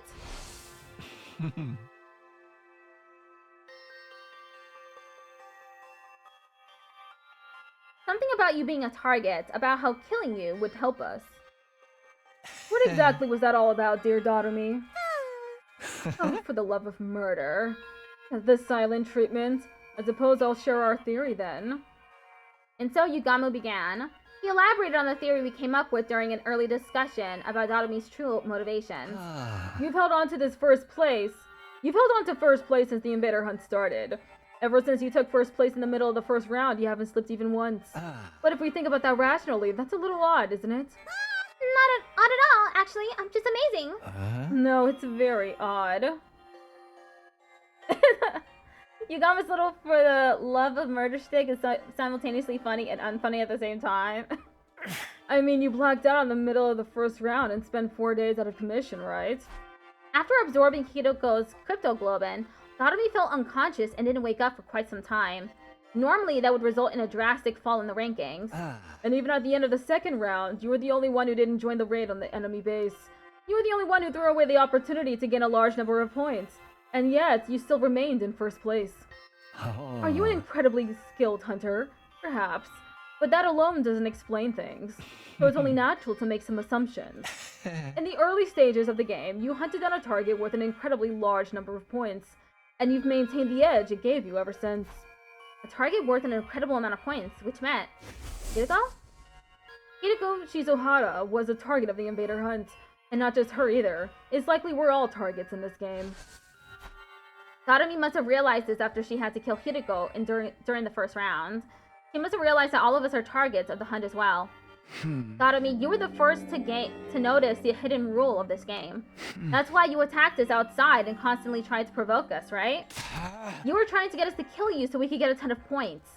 Dotomi hadn't lost her mind. She was saner than anyone here, and more compassionate too. Dotomi, why are you trying so hard to help us? Please tell us. After we pleaded with her, Dotomi remained silent for a while longer, but eventually... I wanted to be like Mistress Hiroko. Speaking in a tiny voice, she had finally told us her reason. Huh? Like Hiroko? Mistress Hiroko was a true martyr. She was okay with dying if it would save everyone. And in her last moment, she sacrificed herself so that we could survive. She's so freaking cool. I have to be like her. I've wanted it all this time. A chance to die like Mistress Hiroko. So that's why you tried to die for us. If my life could save all 4 of you, I'd be just as amazing as she was, right? You wanted to die like Hiroko. Such a simple but incredibly powerful motivating force. I'm sure the reason she wants to recreate Hiroko's death so badly is because... Enough about me. We're done here, so kill me, okay? Outside of the school grounds, of course. Oh, and make sure Tsubasa deals the killing blow. You're dead last, so you really gotta get those points. I can't kill the girl who saved my life. I want you to live, Dotomi. I'm really totally over this whole living thing. It's never gonna do me any good. How can you be so sure? Nobody knows what the future holds. It's just logic. Nothing good's ever happened to me yet, so what are the odds of a miracle happening tomorrow? I can't tell you what the exact odds are, but who knows? Tomorrow something incredible could happen that makes you happy. Happy? How? I killed Mistress Hiroko! Mistress Hiroko was the first friend I ever made in my whole life. It didn't even feel real. How could someone so beautiful and refined end up with me? We had fun all day together. She didn't look down on me. She didn't abandon me. She was kind and warm. No one else was like Mistress Hiroko. But she's gone now. I drank her blood and ate her. I don't deserve to live after killing her. I have to die just like she did. Dotomi. You must have been looking for a way to atone all this time. That's how deeply she regretted killing Hiroko. Anyway, I'd really like to just die. I can't keep on living without Mistress Hiroko. There's just no way. No, she... With the cryptoglobin. She absorbed the cryptoglobin. That's what she means by ate and killed her. I would have never made friends with her if I knew things would end up like this. Well... Tsubasa enthusiastically grabbed Dotomi by the hand. I'll be your friend. I might not be as dependable as Hiroko was, but I can stand by your side. Huh? You want to be my friend? Don't start making promises you can't keep. Nothing in this world is worse than that. I'm not making stuff up. I really do want to be your friend. Yeah, very funny. Everyone says at the beginning, Dotomi, I want to help you. But then they get tired of pretending to be my savior. They throw me away like trash. If you aren't ready to be with me till we're both dead, then just leave me alone. Every time I get left behind feels like the end of the world for me. I would never run out on you. I'd never give up on a friend. Seriously, just give it a rest already. A happy girl like you just isn't prepared to step up to the task. What makes you assume that? I'm plenty prepared. I would risk my life to defend you. After all, you risked your life to save mine. Talk is cheap, honey. Stop talking and start killing me. Dotomi stubbornly refused to take the hand Tsubasa extended to her. Fine, I get it. I'll show you. I'll show you exactly how prepared I am. Tsubasa reached for Dotomi's face with both hands. Oh, she gave her a nice little smooch on the lips. Tsubasa? Tsubasa's half forced Dotomi's lips against her own. Oh my god. Very good. Full marks for artistry. It was a long, deep kiss. Dotomi resisted a little at first, but halfway through, she completely accepted Tsubasa's lips against hers. The kiss lasted for over a full minute. And ended when they reached the ends of their lung capacities. Well, how did you like being my first kiss? Did it taste like innocence? Do you believe me now? I'm ready to get hurt for you, Dotomi. Well, Dotomi? Come on, say something! I'm getting embarrassed! Mistress Tsubasa! Huh? Mistress Tsubasa! What's going on? Mistress Tsubasa, I'll follow you for the rest of my life. I guess we have a polycule going on now, huh, Takumi? I'd cross the ocean for you. So please, kiss me again. Come on, no way. That's enough kissing for today. No! Again! Be quiet! I'm leaving! And don't follow me! I'll follow you to the ends of the earth!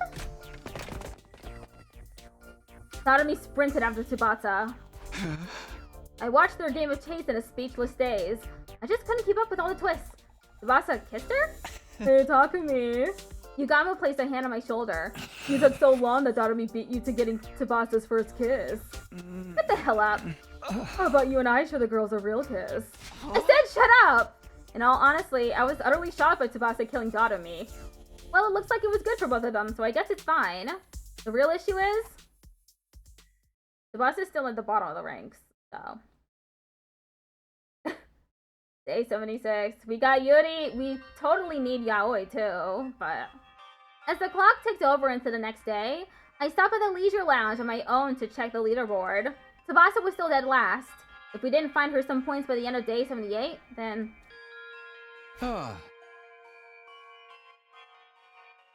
We got some yaoi crumbs. I'll take it. Okay. But how? Trying to earn points has led to nothing but a wild goose chase. There are no invaders anywhere. We're not going to be able to beat Dalsha. Dotomi's knowledge was our last hope, but... She said she had no idea where they'd gone, and that hunting hadn't been going well for her either. Apparently she'd been holding first place purely from the points she got from Hiroko. In the end, nobody had any idea where the invaders were now. Is it really just a matter of searching around? The unease was suffocating me. Would we manage to raise Tsubasa's ranking in these remaining 3 days? I don't know. How? How do I protect the girl I love? Hello, Takumi. Is something bothering you? I turned around at the sudden sound to see. When did you get there? Don't glare at me like that. I just wanted to share something nice with you. Something nice? You desperately want to know where the invaders are, right? Do you know where they are? I sure do. My B recon squad found where they've been hiding. If you're curious, I'm happy to tell you and you alone, Takumi. Because you're my favorite. Ah!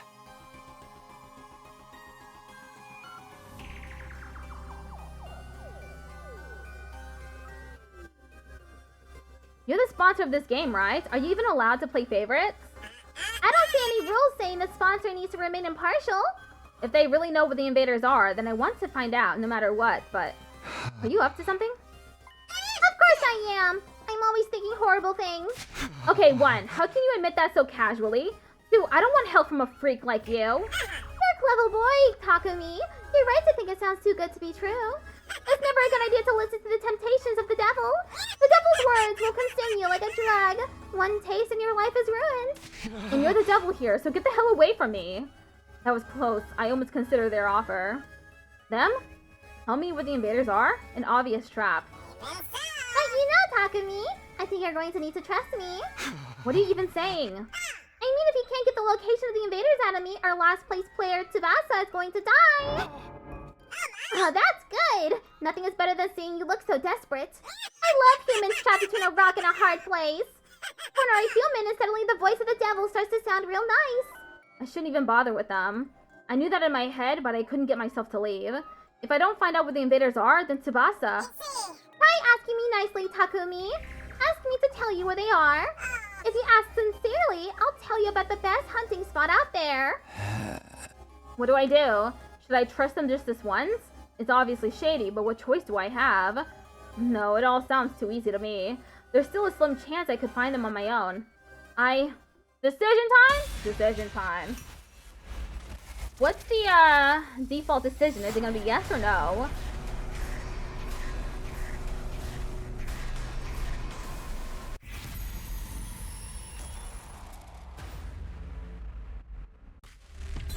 I'm choosing no, thinking that I'll get a bad ending, and then I'll choose yes once I get the ending.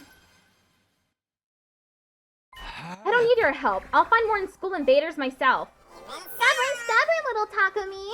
You'd really rather see Tsubasa die than accept my help? I won't let that happen. After firmly turning down the sponsor's offer for help, I walked out of the leisure lounge. Then I returned to my room and waited for morning to come.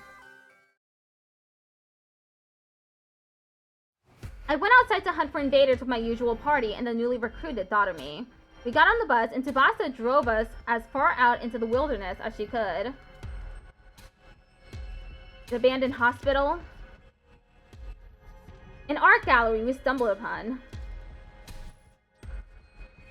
In a massive high-rise building. We spent 2 days searching in all kinds of places, but even then, Tsubasa's gonna die. Day 77. Dong, bing, bong. You know, well then. I wonder if the sponsor is gonna tell Takemaru and them about where the invaders are hiding. On the night of day 77, we still hadn't found any invaders, let alone killed them. Damn it, why aren't there any invaders anywhere? The enemy must have recalled all their troops still loitering around in the vicinity of the school. Probably so that we can't hunt them anymore. What do we do now? Mr. Tsubasa's in last place. I don't want her to die. Just kill me for the points now, please. I already said no to that. What's the point of you dying to keep me alive? Making me sad like that one more time and I'll never take a bath with you again. They're bathing together? No, wait. Don't be distracted by that. Tomorrow's the last day of the 3rd round. If we can't earn enough points by tomorrow, Tsubasa will be executed at midnight. I guess having a rematch with Dalsha is the only way out now. Yugamu had quietly made the suggestion. As super strong commander, I don't even have time to move during that last fight with him. Yeah, but beating him seems like the only way for us to save Tsubasa. I figure we should give it a shot. I have a feeling we might bump into him somewhere in the desert. Taking our chances with a ridiculously powerful enemy rather than sit around doing nothing was just the kind of reckless plan Yugamu would come up with. I suddenly remembered something the sponsor had said before. That's where you belong! The more desperate someone gets, the more they're willing to dirty their hands to change their situation. How exciting! exciting! We were in such a tight spot that taking a major risk was the only way to turn things around. How's this sound? We'll head for the desert first thing tomorrow morning, find Dalsha, and take him down. That's the only way, right? Well, fine. Too bad for you, Dalsha. That old man popped me like a balloon before, and he's got my revenge. Right. Beating him will get us his crypto globin for escape pod fuel as well. 2 birds with 1 stone. Despite our headstrong proclamations, the grim smiles on our faces betrayed our true feelings. Okay, I'll be right back.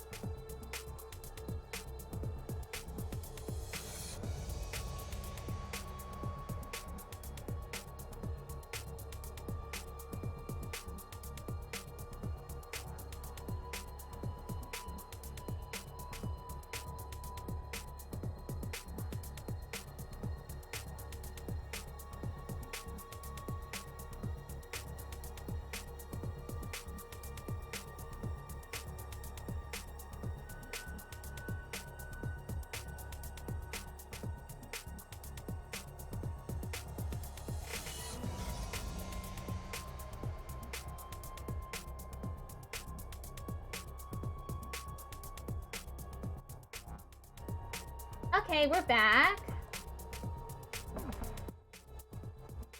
For all our psyching ourselves up, deep inside, everyone knew it was virtually impossible for this plan to work.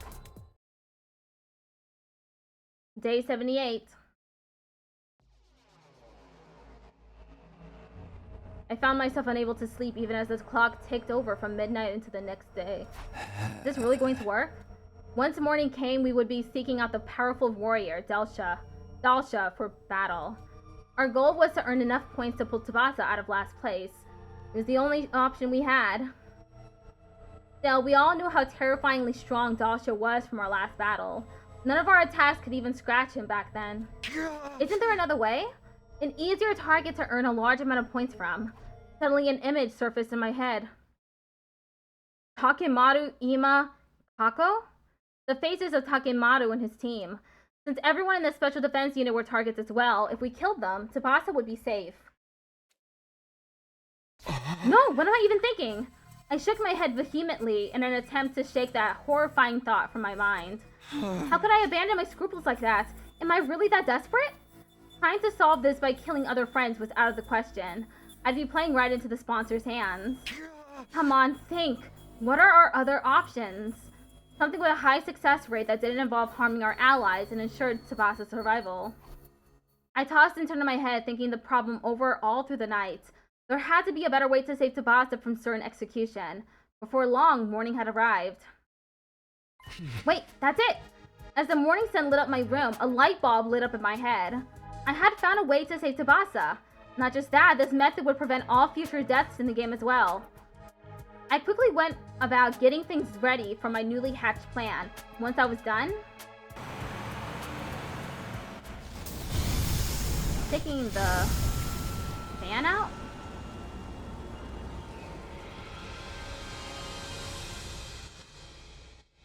What's he gonna do? Tsubasa and I took the school bus out of the academy together. What are they gonna do? After we reached flat ground, Tsubasa switched the bus to cruise control and came to sit by me. What's this all about, Takumi? You made me drive off in such a hurry. I mean, I don't mind, but shouldn't we have gotten Yugamu and Dadami as well? They don't have to come along for this. This is our escape, just you and me. Our escape? Yes, we're running away from the sponsor and their bees. I looked up at the sky from the window and saw a single bee tailing the bus. That bee was the game monitor, put there to stop the participants from escaping the hunt. It would follow us to the ends of the earth, so running away was pointless. Or so we had been made to think. The truth was? Will that bee really follow us everywhere we go? If we use the bus to cover more ground, maybe we can wear it down eventually. But that bee's physical abilities have been enhanced with chemo anima. It's not going to get tired that easily, right? I have no idea, but it's worth a shot. No one's ever seriously tried running away from the game before. If we do manage to get away safely, you'll be saved. Not only that, but no one else will need to be executed in your place either. Because according to the rules, only the person in the last place of each round gets executed.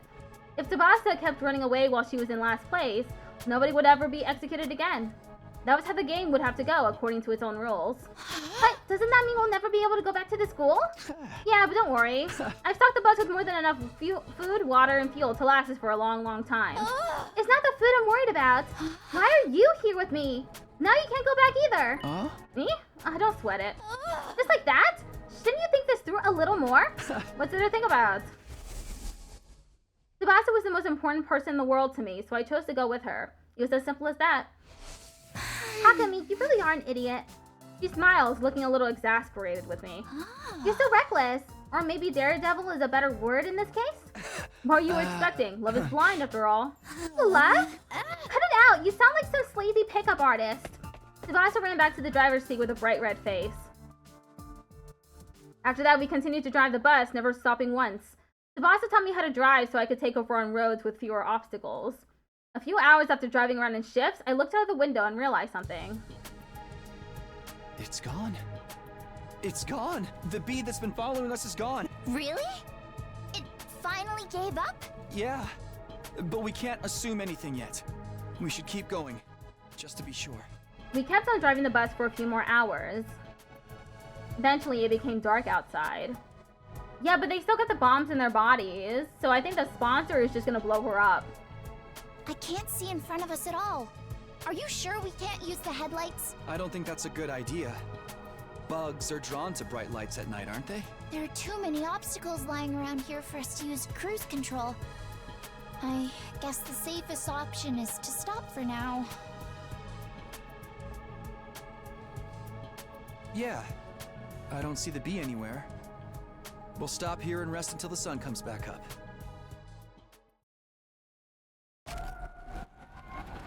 We found a spot behind some ruins where we could park the bus and nap until morning. We huddled together under the same blanket, just like the last time. Our great escapade went pretty well. The sponsor must be panicking. Now they can't execute you for being in last place. Yes, they certainly can still execute her. The execution had been scheduled to take place at midnight, but it was already long past that time. We'd successfully escaped from the invader hunt. Oh boy, this is honestly a huge relief.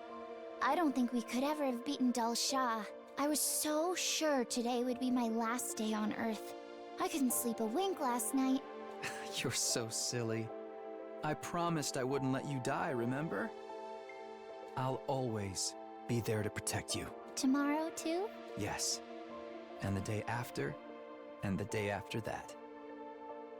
Always. I kept whispering to Tsubasa that would protect her forever. That must have made her feel safe because a few minutes later, she closed her eyes and her breathing started to even out. She was probably tired from the stress and driving all day. I leaned my body against hers and decided to turn in for the night as well. And that was how I fell asleep, with the comforting feel of Tsubasa's warmth next to me. Maybe that was why I had the most beautiful dream that night. A dream I was having a nice peaceful breakfast back home in the Tokyo residential complex. Mom was smiling happily. Haruha and I were smiling happily. It was a scene of a time when I was still ignorant, of a place I held dear in my heart.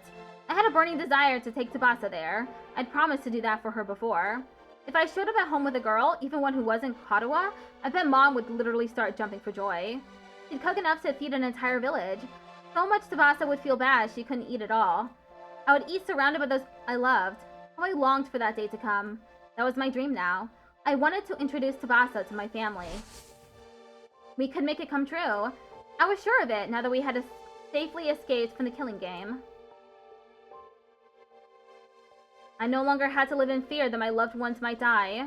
Tsubasa and I would always be together. I would always be there to protect her. Today, tomorrow, and forever until the end of time.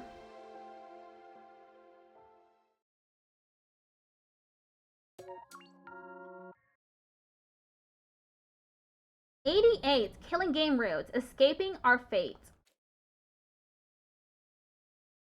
Okay. 11th ending. Okay. Before decision.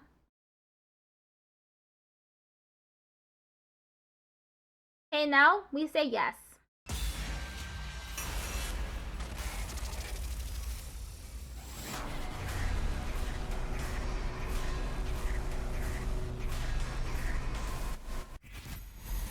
Ask where the invaders are? Yes.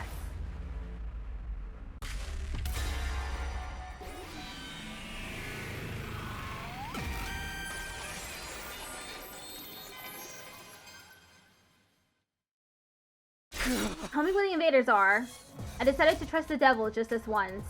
Things aren't getting better anyway. As shitty as this offer is, I have to hang on to this glimmer of hope. You're such a romantic. Using a motion of our logic, I could weep. You see,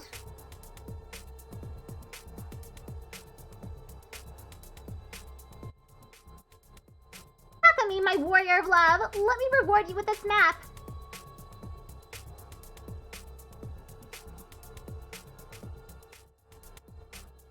The map the sponsor handed me had something that looked like an invader face drawn in one specific spot. If you go there, you're sure to find invaders. It'd be wise to bring only Yugamu and Tsubasa with you. Don't tell anyone you got this map from me. Sound good? You swear the invaders are really there? I guess you'll just have to go and see for yourself. Every word out of the sponsor's mouth made me more and more suspicious, but I had to go there. After that, I waited until morning and woke up Yugamu and Tsubasa.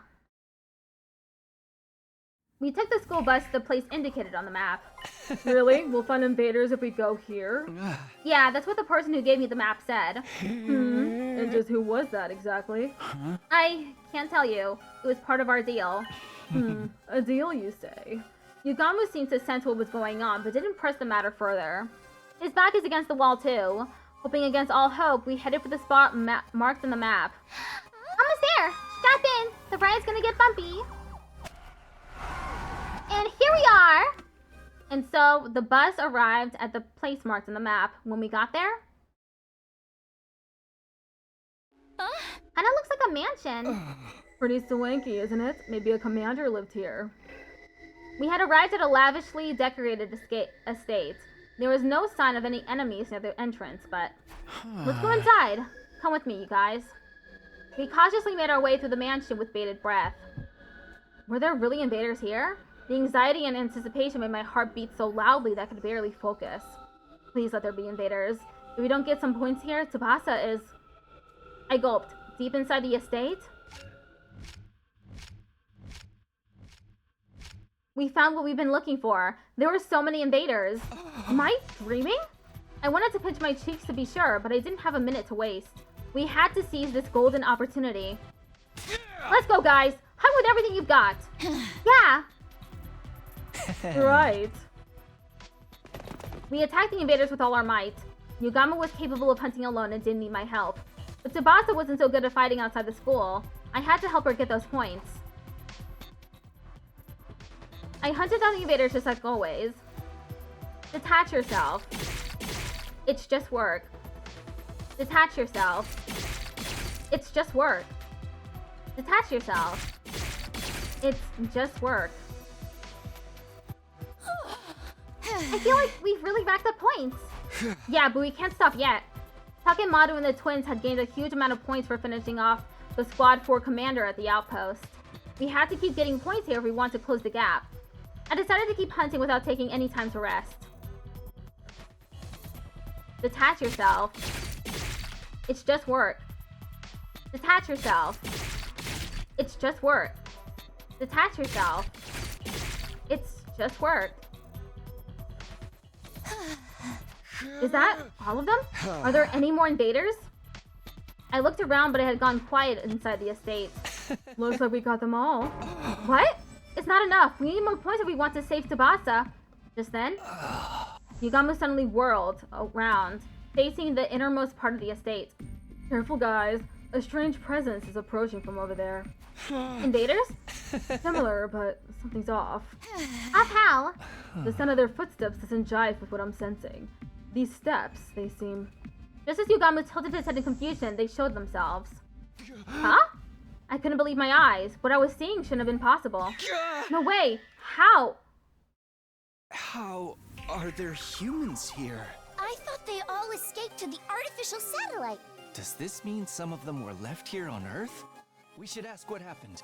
We dropped our weapons at our feet and tried to talk to the people, but... You invaders will stoop to any low, won't you? How did you even find this place? It's your fault we changed!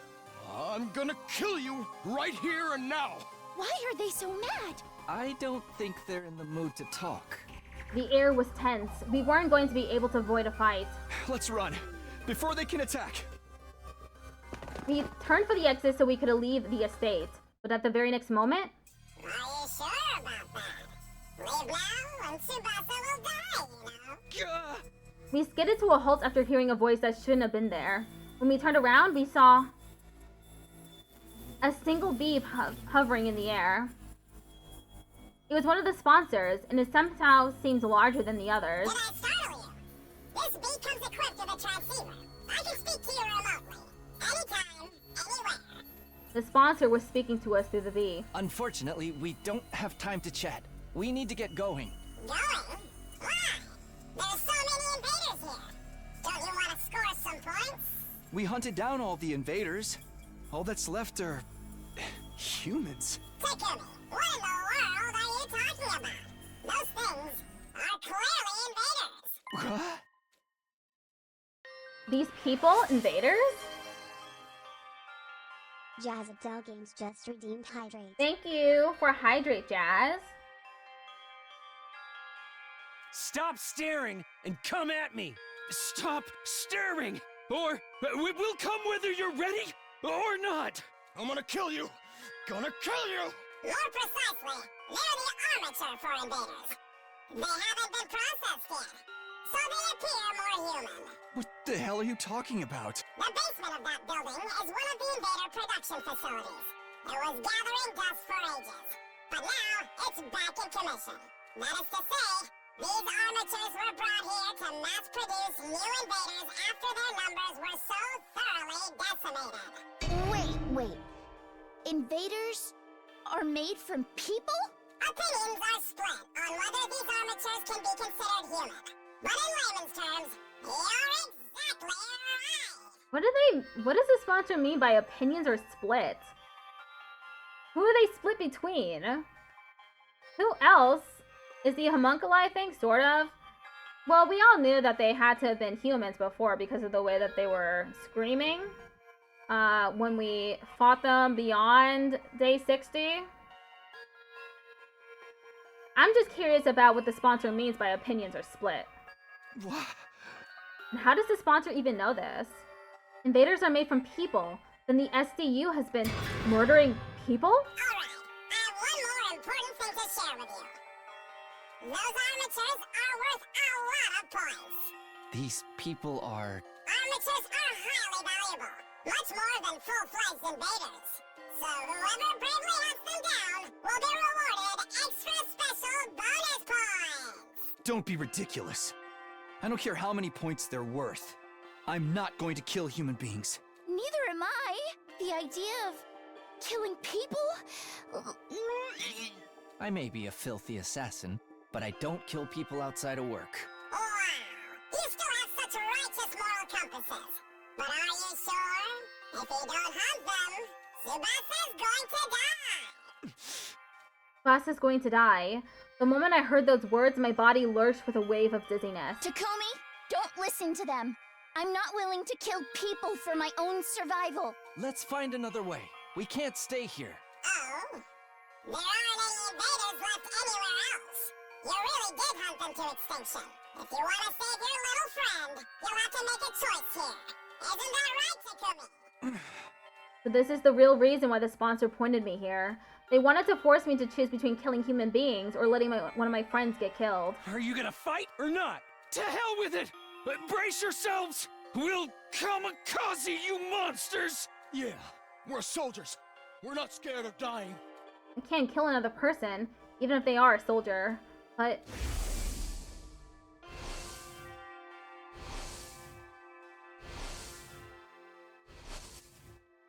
I don't want to lose another friend. Tsubasa, Yugamu, close your eyes. Takumi, what are you going to do? Don't, please, you can't! The moment I decided to come here, the choice was already made.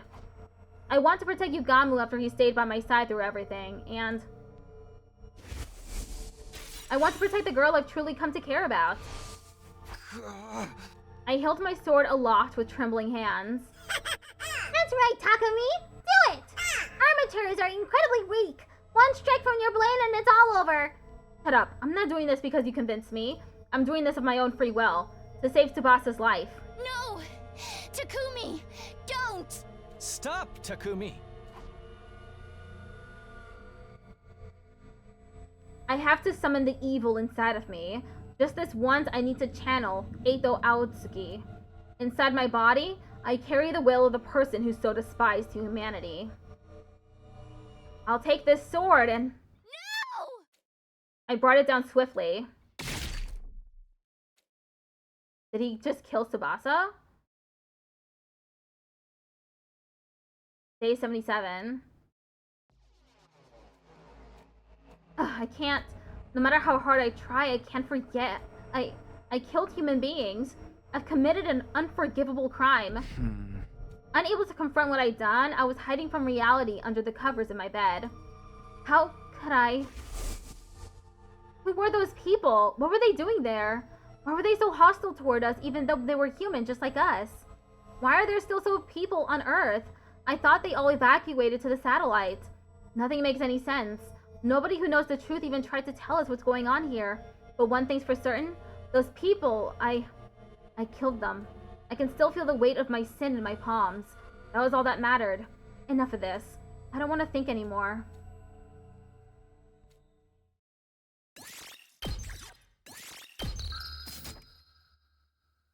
Day 78. At least he didn't kill Tsubasa. Takumi, are you up? I could swear I just heard Nozomi's voice. I thought I was hallucinating, but then... I could sense someone at my bedside. The closing ceremony for round 3 just wrapped up. You saved Tsubasa. You did it, Takumi. Thank you for saving her. I saved her life. As I heard the news, a single tear trickled from my eye. Thank goodness. I managed to protect the girl I love. I really did it. Tsubasa's been in bed for a while, but I'm sure she'll be better soon. So you better get well soon too, okay? Everybody wants to see you. Nozomi is being so optimistic and cheery. She must be trying to lift my spirits. But I need to face what I've done. She was executed in round 3.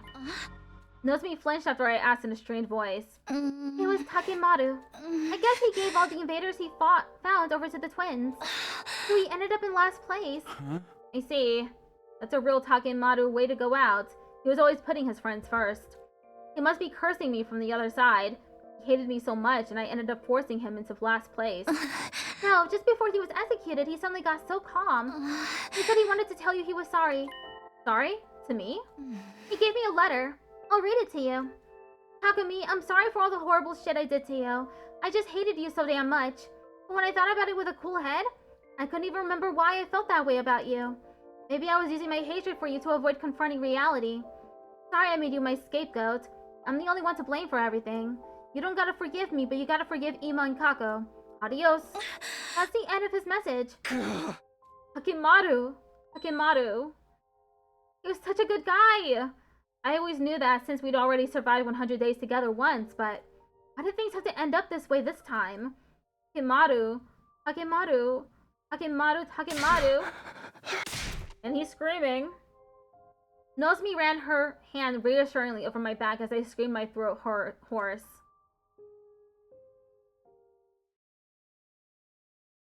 Day 79. Sleep, wake up. Sleep, wake up. I cycled quickly between sleep and wakefulness. What I did weighed on me too heavily when I was awake, so I would retreat back to the land of sleep in search of reprieve. But whenever I fell asleep, I dreamed of the day I killed those people. The memory of my hands covered in their blood would return. I flew out of bed soaked in sweat, but even awake, I was still in hell. It was agony after agony, whether I was sleeping or awake, but I didn't try to pull myself out of the cycle. I can't run away from this pain. After all, this is what I... Just then? Yahoo! Takumi! Still being antisocial in here? Evening, Takumi. The two of us decided to sneak into your room in the dead of night. I could hear Yugamu and Darumi in the darkness. The two of them sat beside my bed, and I launched right into some casual small talk. You were probably hoping for Tsubasa. Unfortunately, she's not feeling so well right now. The mental shock caused her to develop a fever, but she's getting better, so don't worry. Mr. Tsubasa is getting 24-hour personalized care from me, so there's nothing to worry about at all. I dabbed every nook and cranny of Mr. Tsubasa's body with a damp cloth. The lewd side of Mr. Tsubasa's body flushed by fever. It was crazy erotic. Whoa! Takumi, you're the only one who can protect Tsubasa from the clutches of this perverted succubus. Weird dreams? Yeah. You'd better get up before something horrible happens. You could just call me Darumi the Cuckold Maker. The what? How to be serious for like 1 second. They kept directing the conversation back to me. I wanted to answer, but I desperately resisted the urge. We brought Darumi to meet Commune yesterday, but it was a total disaster. Darumi got way too excited by how cute she is. Who could possibly keep their cool after seeing a cute little shrine maiden girl? Oh, Commune, I led in my life, fire of my loins. I grabbed her and munched on those cute little ears. Even when she tried to fight me off with tears in her eyes, I munched without mercy. Darumi was all over her, so Nozomi got jealous. Hearing them talk made me want to return to normalcy, but I can't go back. I can never go back. I took the lives of those people. I robbed them of the days that lay ahead of them. It wouldn't be fair if I just kept living a life of joy and pleasure. I can't allow it. I'm not going to get out of this bed. I'll stay here until I die. I need to wallow in the anguish of hell and die a dog's death. After all, this is the only way I can atone. Day 80. You're in an awfully sorry state, Takumi. I heard another voice. It was Commune. Did she leave the hangars to come check on me? Yugamu told me everything. No wonder you're so worn out. You must have been quite shocked to find out the truth behind what you refer to as invaders. Shock didn't even begin to cover it. My whole world had been turned upside down. Takumi, as you discovered, invaders were once human. The truth of the invaders is that they are combat organisms, created from wounded soldiers and veterans. I never wanted to tell you this cold, painful truth. Huh? So we've been fighting other humans all this time. Yes, in a sense. Which means the destruction on the surface isn't because of world death. It's the scars left from the ravages of war. The Tokyo residential complex we'd all been living in before must have been some kind of underground shelter then. Even if it is a war, we can't kill people. It's true that you killed people, but you could view it as an act of salvation. The people you killed were poor soldiers fated to be turned into combat organisms in the near future. You allowed them to die as humans. You freed them from their fate of being turned into monsters. That's compassion, not evil. All things are ordained by God. Our scriptures say there is no such thing as destiny. Kamyun tried desperately to reason with me to free me from my guilt. And while I appreciated the thoughts, I didn't want to be free. If I let myself forget what it felt like, I'm sure I'll just end up doing it again. I just had this horrible feeling that's what would happen. So I clung to my guilty conscience and decided to rot away here. It was only right. Day 81. You're completely depressed, aren't you, Takumi? I heard another voice. This time it was the sponsor. Fair enough. I mean, you've been tainted by the act of murder. It is splendid the way you killed them so mercilessly. The noble knight journey in his hands to protect the one he loves. You really are quite the romantic. It gives my life so much meaning to push romantics like you to commit mortal sins. You should see the look on your face. You look like a prisoner locked up in a dungeon. A prisoner? Well, I am a criminal, so I deserve to die a miserable death in a filthy cell. The knight awakes from his delusions of romance and confronts his crimes to discover that he's no more than a mere murderer. He must find himself hideous. He must be repulsed with himself. It must make him wish he was dead. A murderer pretending to be a knight in shining armor. That describes me perfectly. I don't regret my choice, but I wish I was dead. You're right. Oh, I only wish I could torture you now that you're so weak and fragile. But I can't. It's against the rules for the sponsor to touch you unprovoked. Who made this ridiculous rule anyway? I want to play with you, Takumi. I guess that leaves you no choice. I'll just have to toy with your mental state. You're an evil murderer, and you think you're better than everyone else. Nobody likes you, everybody hates you. Might as well go eat worms. The sponsor kept childishly insulting me.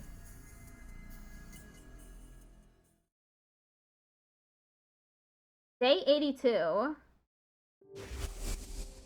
Every time I fell asleep, I dreamed of the people I killed. They were ghosts glaring at me in the darkness. And when I awoke, the ghosts would vanish. In their place was endless darkness.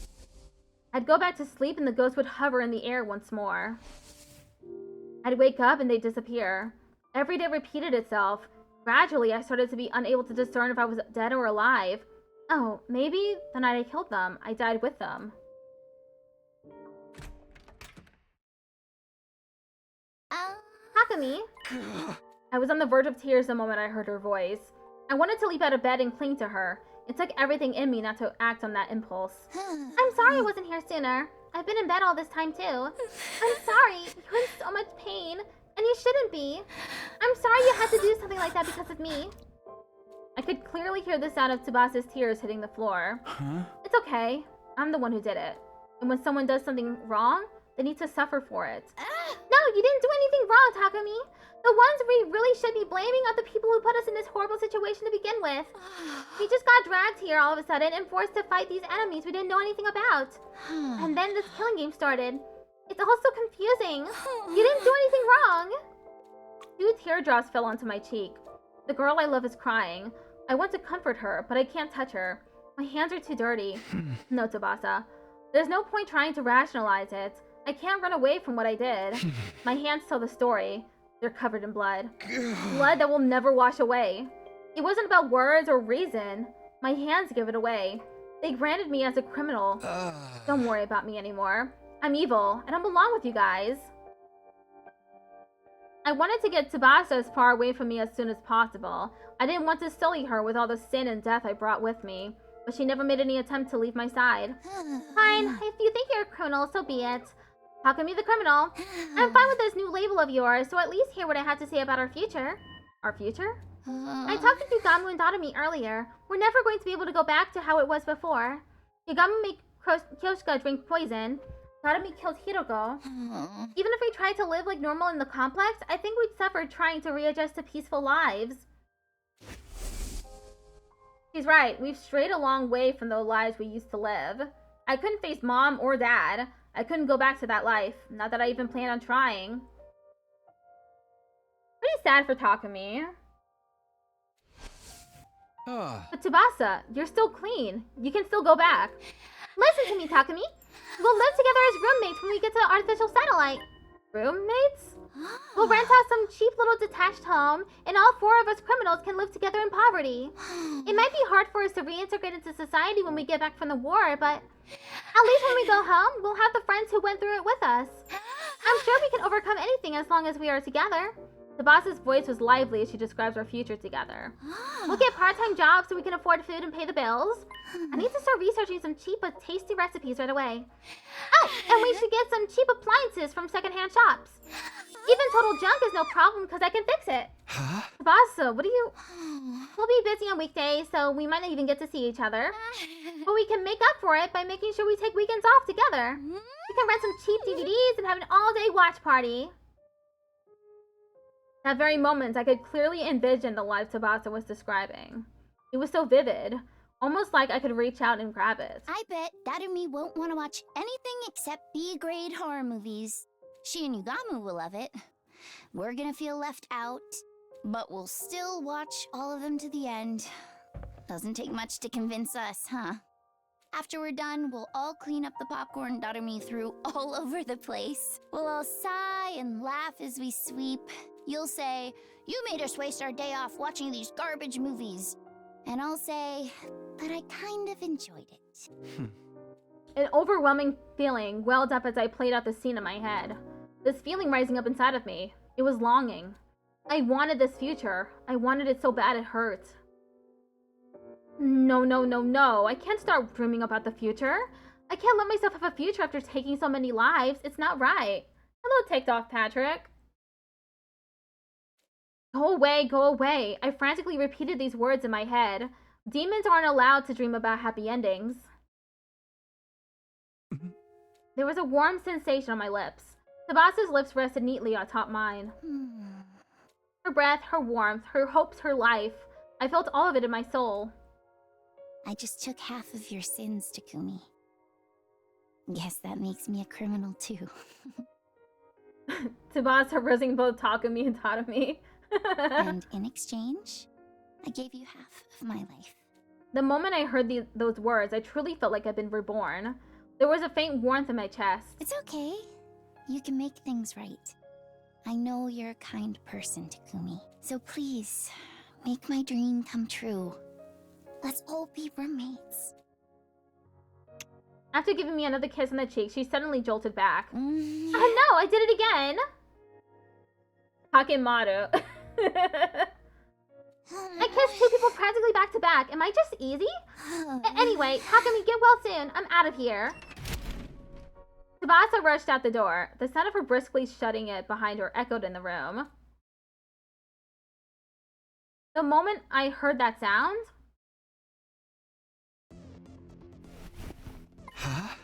I'd unconsciously risen to my feet. My body was moving. My heart was telling me it still wanted to live. It was as if I'd never lost the will to keep going in the first place.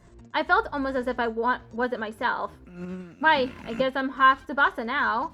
Tsubasa had breathed half of her life into me, and she'd taken on half of my sin, which meant...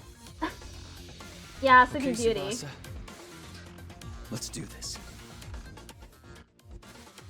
I'm the most horrible person to ever exist. A complete villain who kills people. Scum that doesn't deserve to live. Trash, the Grim Reaper. A demon. But that's exactly why I have to fight for my friends. I'll use these filthy hands to cradle Tsubasa's beautiful dream and keep it safe. And in order to do that... I'm gonna finish this invader hunt. Once and for all.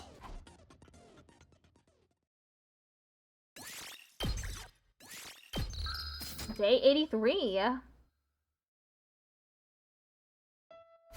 Sorry for worrying you guys. I'm fine now. The next morning, back on my feet, I called everyone to the hangar and apologized for being in bed for so long. You're glad you didn't get to see Ado commit infanticide? Takumi, thank goodness you're okay. You were so sad. There. I'll make you some porridge with egg later, okay? No thanks on the porridge. I get the feeling Nozomi's been turning more and more sisterly ever since she started looking after Commune. You think you would be scarred from life? Tatami, Yugamu, you two came to visit me a lot. Thanks for cheering me up. Too bad you didn't die so I could have Mistress Tsubasa all to myself. You look so adorable in your catatonic state. I wanted to immortalize you in wax and use you to decorate my room. Hey, stop saying scary things or no dessert! Seriously, that was the big sister act. Maybe everyone looks like Commune to her now. I wanted to thank Commune too, but there was no sign of her. Maybe she was working on the escape pod. Alas, but far from least, Tsubasa. She awkwardly averted her eyes. I guess she must be feeling embarrassed about what happened. I decided I would talk to her about it Whoops. I decided I would talk to her about it later, then look to Yugamu. He urged me to keep talking with his eyes. Takumi, sorry to do this when you're just getting back, but we need to discuss what happens next right away. If we take too long, round 4 will start. Round 4 will last from day 86 until day 100. Right now is our break. There's no way we're going to do this a 4th time. Absolutely not. We're all in agreement that we're not participating in this invader hunt again. But if we want to leave the game, we're going to need to procure fuel for the escape pod somehow. Fuel, as in a large amount of cryptoglobin. Commune said before we'd need the cryptoglobin from the strongest class of commanders. Strongest class of commanders. Now Dalsha surely fits the bill. If we can beat him and take his cryptoglobin, we'll definitely be able to launch the escape pod. But he was insanely strong. Our attacks didn't do anything to him. I have PTSD from almost getting killed by him. Are you alright, Mr. Tsubasa? If you need somewhere to puke, aim for my face. I can relate to your nausea. Dalsha is beyond powerful. How is it fair that his defense is enough to nullify every attack? He's the only one we just can't beat. Alone, that is. Alone? I wonder what he was implying just then. Please allow me to handle Dalsha. Wow, when did you get here? Oh my god! I'm not calling her that. It's so cute when you just show up like that. My sister's the cutest girl in the cosmos. True enough, but more importantly, Commune, do you know anything about Dalsha? Dalsha is one of the most renowned warriors. No, we'll ignore that. We're ignoring that. Dalsha is one of the most renowned warriors in all of history. Naturally, word of his abilities spread throughout the land. Then do you know how we can grit through those impossible defenses of his? Dalsha, he's permanently cloaked in a mist of divine blood. Is that a slur? Okay, we'll say it's a slur. Cryptoglobin. The blood he expels is the true form of his impenetrable defense. In order to damage him, you must first destroy his cloak of cryptoglobin. Destroy it? How do we do that? It's quite simple. Use poison. Your divine blood is weak only to poison. Even more so when it explodes like that. So we need poison that works on cryptoglobin. We better figure that, Hey, hold on a sec. I could swear we already... The cryptoglobin they absorb courses through their bodies. So I simply need to develop a poison that acts on cryptoglobin. Hey, Yugamu, you made a poison that works on cryptoglobin when you killed the previous sponsor, right?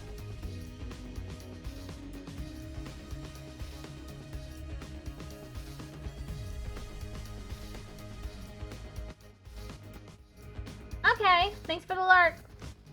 Could we use that to beat Dalsha? Yes, I was thinking the same thing. I've already given Commune the poison I made. Yugamu's poison is quite well made. After I make a few improvements to it, it'll be able to break through Dalsha's impenetrable defenses. Things were moving smoothly and quickly.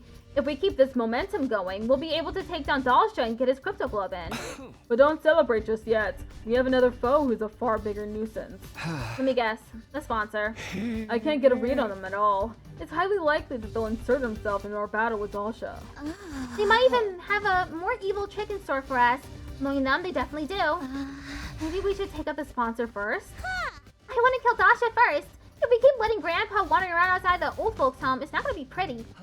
In short, we have two options right now. Target Doll Show or target the sponsor. And making that decision Falls to me as team leader, I suppose.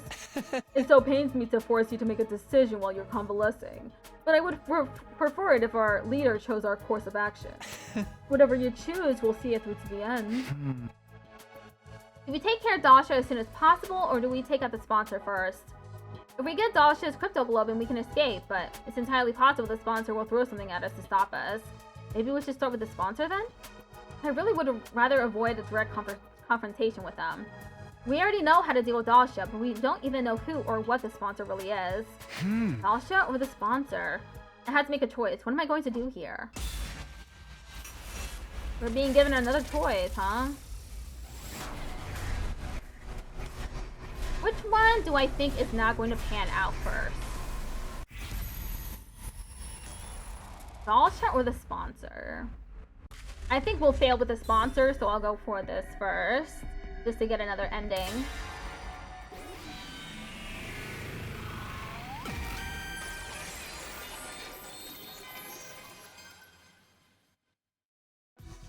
I still want to defeat the sponsor. They're the embodiment of evil. Unless we eradicate them from this world, they'll come back to haunt us again and again. I fell for their ruse and became a murderer. I can't let anyone else make the same mistake. I totally agree with Takumi. I'll never forget the sponsor were toying with us and exploiting our kindness. Never! Nobody gets away with harming my dear Takumi. My dear Takumi? Is there something we should know? Ending farming?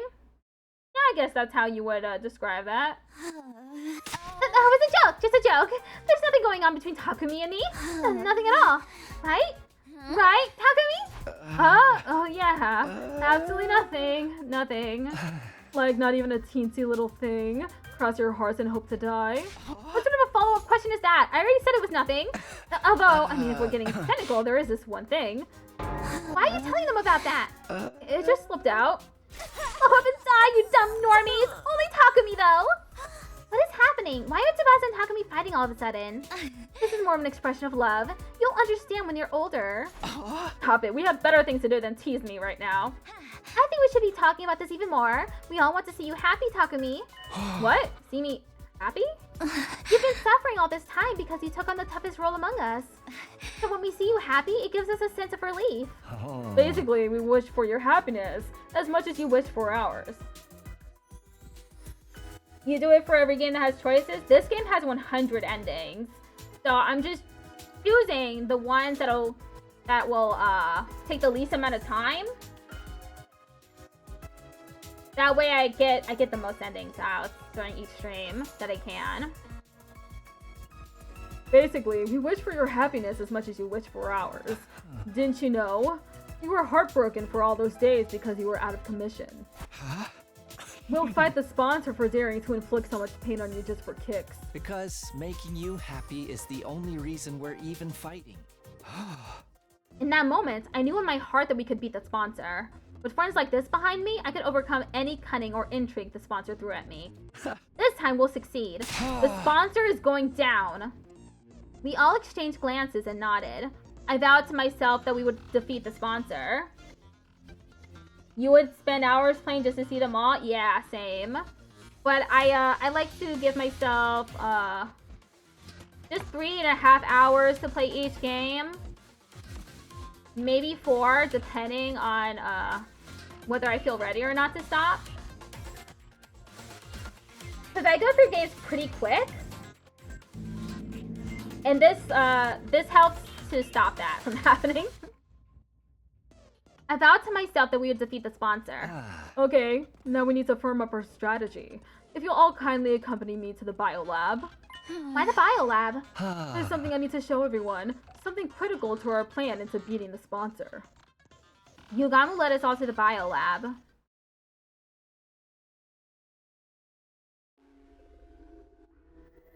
Here you go. Take a look at these. Yugamu retrieved some things from a shelf and laid them out on the table. On the desk. Eek! These are dismembered parts of a dead body. Yes, indeed. I went around collecting them from all over the schoolyard while we were on our little break. A dismembered body in the schoolyard? Whose is it? There's no mistaking it. These are the body parts of the first sponsor. The one who self-destructed on the last day of the second round. They blew themselves up to hide their identity after they realized the poison was lethal. That must be why some of those body parts are charred. I had to limit the time I play certain games too?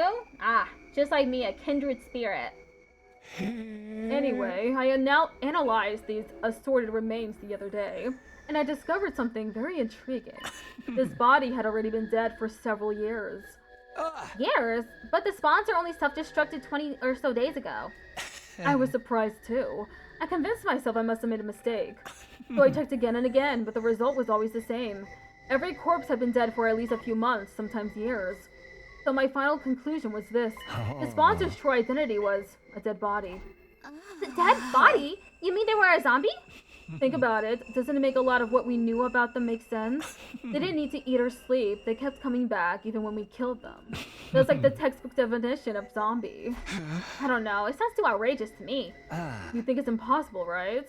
But how many impossible things have we already witnessed since coming to this academy? There's probably an actual person controlling these dead bodies using hemoanima. That would explain why the sponsor had so many bodies at their disposal. They were all corpse puppets. And they could grab as many dead bodies as they wanted from a cemetery or something.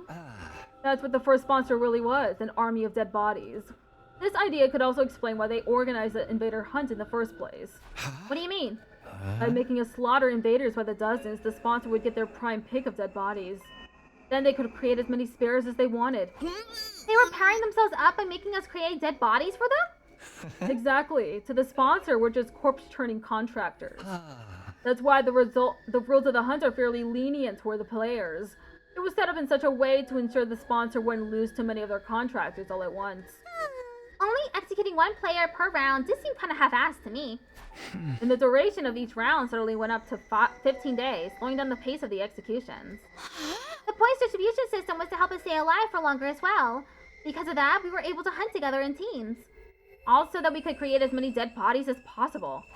You've been dancing to that zombie's morbid tune, and it irks the hell out of me. Do you think the second sponsor is also a corpse puppet? Odds are deathly high. They claim to be the sponsor's successor, but they're likely just one of the many corpses the first sponsor still has at their disposal.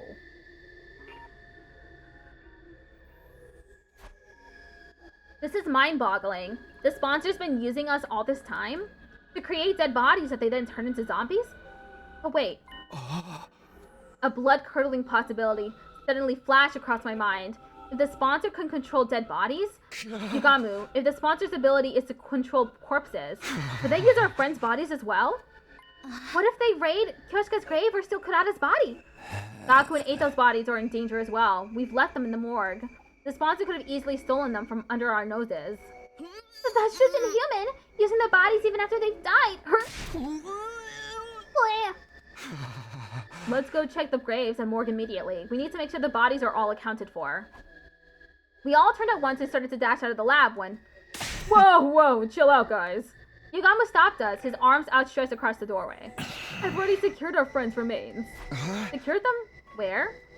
In their own dignified coffins. In my room. Since we're on the subject, come and pay your respects. We hesitantly headed to Yugamu's room. Inside we saw... Yugamu's room was packed from wall to wall with coffins. It looked more like a morgue than a bedroom now. Where's your furniture? Your bed? I dismembered and disposed of them. I figured these guys' eternal sleep was more important than mine, you know? Thank you, Yugamu, for protecting their bodies all by yourself. I'm so glad they're safe. Yeah. You did great. Once the invader hunt is over, we'll give them a proper reburial. Yugamu, what are those things on top of the coffins? The bombs from inside their bodies. I surgically removed them when I brought them here. It didn't feel right to leave something so sickening inside them, even in death, you know? Yugamu. I could feel my tears welling up at Yugamu's kind consideration. He was probably more repulsed by the bombs than ever, having been blown up by one himself the other day.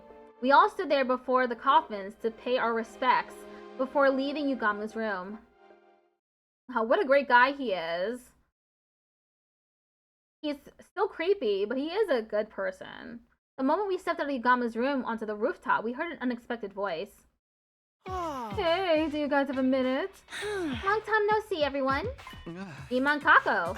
Well, you two are an unusual sight around here. To what do we owe the honor? I could already feel tensions rising. We exchanged knowing glances and prepared ourselves to fight if we needed to. Nobody could tell what these two were thinking. They even endured Nozomi during the Ava incident before. No need to be so wary. We're here to offer you our unconditional surrender. Right, like a white flag. Kako raised both hands as a sign of surrender. So, you're not going to antagonize us anymore? I mean, it's not like we can beat you guys, right? And now Takemaru is dead. There's really no point competing against you the way things are right now. In fact, we were hoping we could join you. Sounds like a good deal. For you. After all those terrible things you said to Takumi. I'm not expecting you to welcome us for free, of course. I come bearing a gift. What kind of gift? My life. I'll stay in last place all through the next round and die. In exchange, I ask that you keep my dear sister safe when I'm gone. What? Brother dearest, what are you talking about? I'll even let you lock me in that cage in the courtyard if you doubt my sincerity. And I'll die in the same cage Ava once occupied. Poetic justice for my attempted murder of her, don't you think? Ima. Brother dearest, no! How can I live without you? Oh, come now, sister dearest. This is the way it should be. It's an unspoken rule that an older brother takes the place of his sister when she faces certain death. Ima's words made me remember what Ava said just before she died. To earn my title as mother, there is something I must do. I must teach Nozomi the meaning of true love and the strength of a real parent who never sacrifices her children to benefit herself.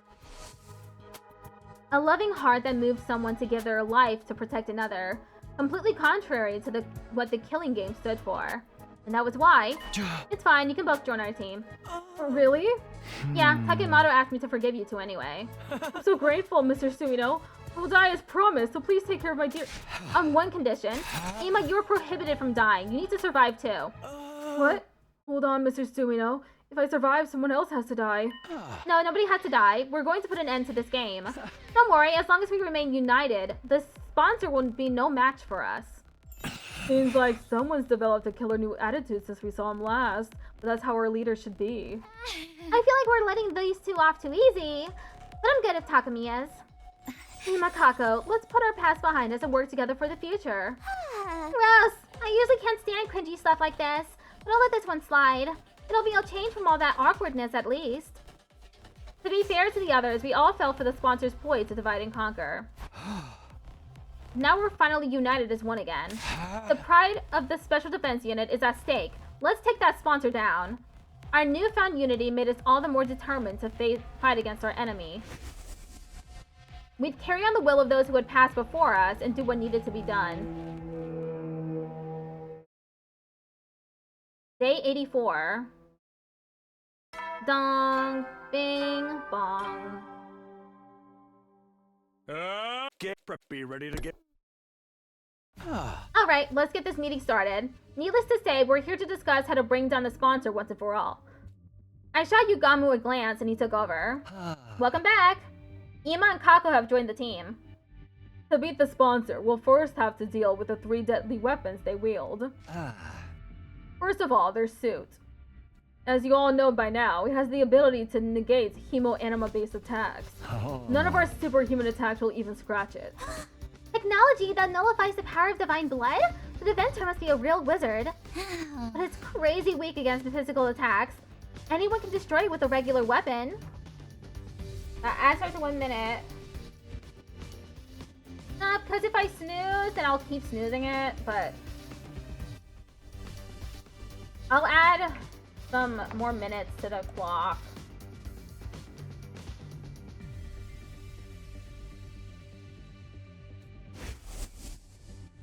Yeah, we broke through it before with a simple crossbow. It's not all that tough. We shot holes in the first sponsor's suit some 50 nights ago, but damaging it wasn't the real problem. The sponsor has 2 other weapons at their disposal. The bees are especially lethal. If we so much as touch the sponsor, they'll swarm around and attack us. Just like when they killed the others by sucking their blood dry. Mr. Yakushiji was killed by those accursed bugs, too. Why are those bees still here in the school after the change of sponsors? Likely because they aren't servants to a specific sponsor. They serve the invader hunt itself. How long as the game continues, we'll have to live in fear of those bees. Not like the bees are invincible, though. Remember, we also have one of the sponsor suits. The bees can't touch anyone who's wearing it. But here comes our biggest problem. The sponsor's third weapon. A deadly new weapon they've somehow gotten their hands on, the detonator for the bombs inside.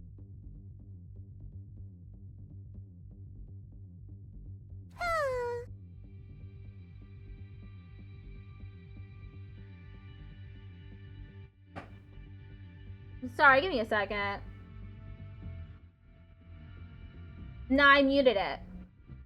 Being held back by bombs in our bodies is such a killing game cliche at this point. It's starting to feel like deja vu. There were 7 buttons on that controller. Each button had an image of one of us on it.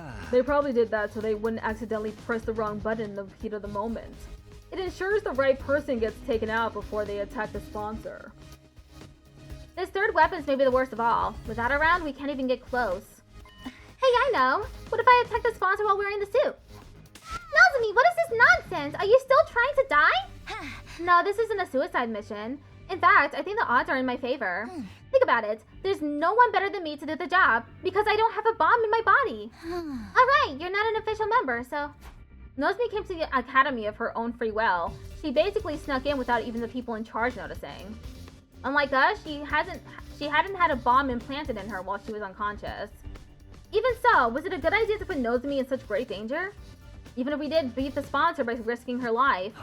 I'd say building a strategy around Nozomi is feasible. It negates one of the sponsor's weapons. That's big. So I can do it? But even if we risk your life to beat the sponsor, would that really end the game? Beat the sponsor, beat the game. Oh no, the sponsor's actually still alive. That's been the flow of events so far. Nice, another successor might show up. They've got an army of zombies after all. Creating successors out of dead bodies is too freaky, even for me. But didn't the sponsor mention they only had one body right now? No, there's only one of me? I'm not talented enough to control more than one body. Obviously, that was a lie. Why would they show their hands so easily? We should assume the sponsor still has multiple bodies. It's pointless to kill just the one we can see. How about if we find and kill the person controlling them?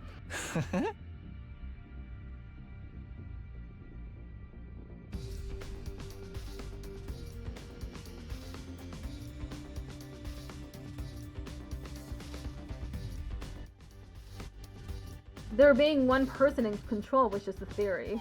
Even if I was right, where would this person be? How could we find them? The sponsor's like a rose that can't be squished. Tsubasa suddenly raised her voice in frustration. They should just drop dead already. Why wouldn't this game end? Don't be sad, Mistress Tsubasa. It's basically stylistic form for killing games to drag on and on. Stylistic form? Ever notice how killing games in movies or comics never seem to end once they get started? The players exploit a loophole and think they've won, only to find themselves at the start of another game. They beat the mastermind and think it's finally over, only for the true mastermind to show up. It sounds like you're describing the invader hunt. Yeah, because so far as killing games go, this hunt's about as cliche as they come. I mean, have you seen the rules? There's no clear rule explaining how the players can win this game. I bet the sponsor's hoping it'll drag on forever. Oh, just knock me out now. I prefer killing games that start and end with a bang. Oh, my recent wrecks include... Everyone's working together again. Natalie proceeded to go on a tangent about killing game reviews and theories, but I already tuned out by then. There was something she said earlier that I couldn't get out of my mind. There's no clear rule explaining how the winners can win this game. She was right. There was nothing in the rules about us winning. For some odd reason, that statement stuck in my mind, even though I couldn't figure out for the life of me of why it seemed so important. Hakami, are you okay? Yeah, I'm fine. Just thinking about something. I ignored the odd sensation and focused on continuing the discussion. Let's put our heads together to come up with a way to beat the sponsor and prevent another one from showing up.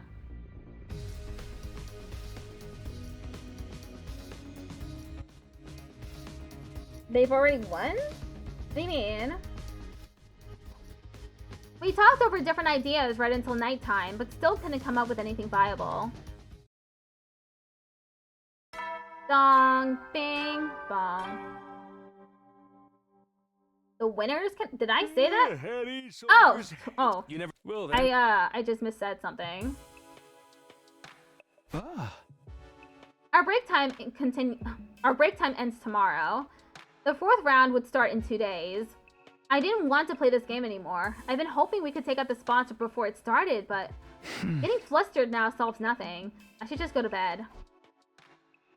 I slipped into bed and lay down with every intention of sleeping. But it was not to be. My mind was still actively thinking about Dotomi's words from the afternoon, and sleep had all but fled from me. There's no clear rule explaining how the players can win this game. I bet the sponsor's hoping it'll drag on forever. Oh, just knock me out now. I didn't know why I was so hung up on that one point. Nah, I don't have Firefox open. And I still couldn't find an answer no matter how hard I thought about it. Eventually, I finally started drifting off. Because I fell asleep with the lights on, my sleep was shallow that night, but I did dream. In those dreams, I relived the events that had occurred ever since the sponsor showed up. Don't worry, I will not lay a finger on any of you. No.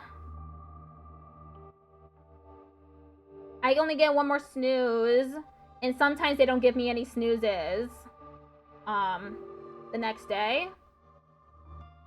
The game will immediately cease if the sponsor harms a participant without just cause. Sometimes that happens. Like yesterday, I had no snoozes all the entire stream.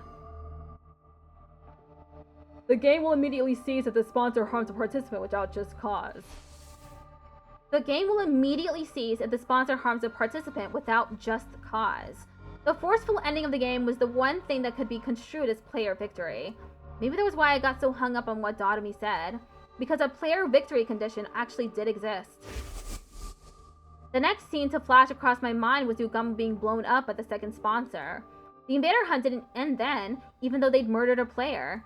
That was because Yugamu attacked the sponsor first, so punishing him for that was considered just cause. The current sponsor carried that terrible remote control capable of blowing us up everywhere they went. The scene changed and I saw the bodies of our friends that Yugamu had secured. The bombs on top of the coffins. Yugamu had surgically removed them post-mortem.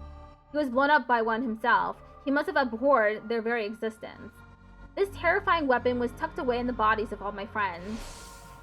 It's an unspoken rule that an older brother takes the place of his sister when she faces certain death. Next, the memory of Ima and Kako asking to join our team surfaced in my mind. Ima declared that he would die on behalf of Kako. His determination touched me. Just then, I sat up in bed, suddenly wide awake. I found it! I found it! I'd had an epiphany while sifting through those memories in my dreams. I found a way to end this game! I ran out of my room and went to wake up Yugamu and Dotomi. What is it, Takumi? It's the dead of night, you know. Yeah, what do you want? I was just about to go visit Mistress Tsubasa in her room. I almost said Hiroko. Listen, guys, I finally found it. I found a way to end the invader hunt. You mean you found a way to definitively kill the sponsor? No, we're not going to kill the sponsor. We're going to end the game. What now? Is there any difference? As different as chalk and cheese, Conflating the two was our first mistake. I shared my new strategy with my friends. The reaction? That does sound like it could be worth a try. But it's Yugamu's handiwork that'll make or break the whole thing. You sure it's gonna work? I'm sure. He's already taken out 6 of those things. You can probably do it blindfolded by now, right? I've never done it on a living patient before, okay? Don't come crying to me if I end up killing you instead. It doesn't matter. We can keep coming back with Revival-matic until you get it right. You're making this sound like some peaceful picnic. Well, I'll give it a try. It's the job of a leader's aide to pander to his every women fancy, after all. Leave it to our blue bombshells to get the job done. Yeah, true. We don't have much time, so let's start right away. Oh, I need you to come with me to the bio lab. We quietly and stealthily made our way to the biolab, taking care not to be discovered by the sponsor.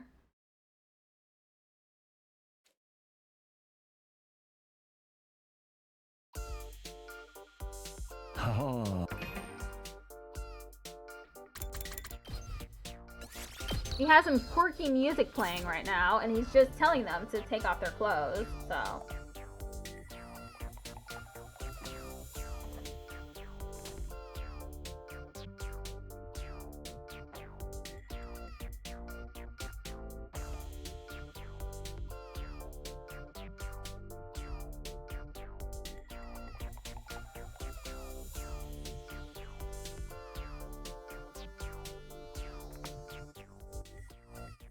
I think my friend Sakyu is playing through a route that entails them all dating each other.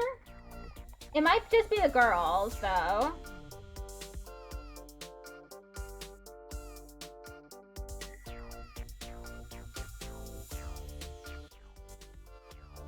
I don't know, I've been avoiding his streams just in case I accidentally spoil myself on something. I don't even know how he got that.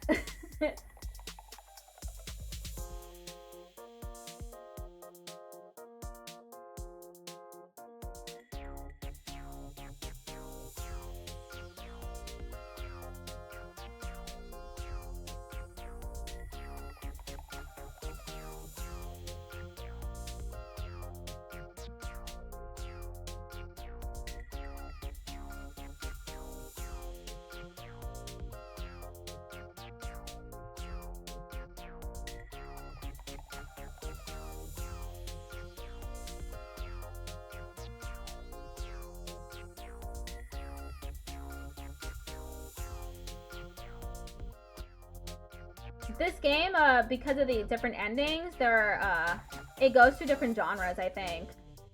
I was in the middle of the mystery route, which is a murder mystery route, and now I'm in the killing game route, so it's a killing game. I think there's probably a dating route.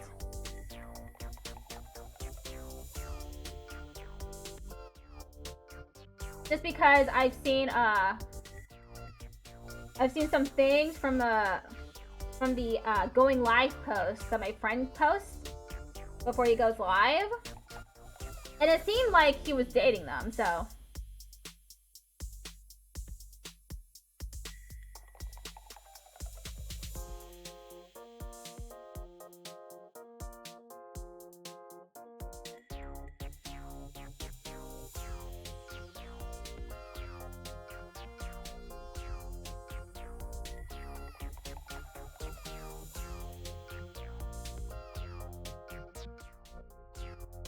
Yeah, it's a pretty big game. That's why I'm only at 11 out of 100 endings so far. This route has been going on for quite some time. Like, 3 streams so far. And that's about like 3.5 to 4 hours each stream. So it's like its own little mini game.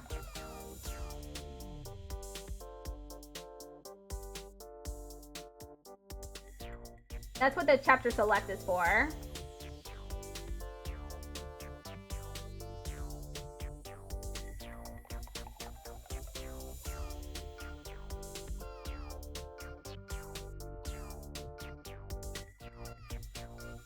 I like this quirky music.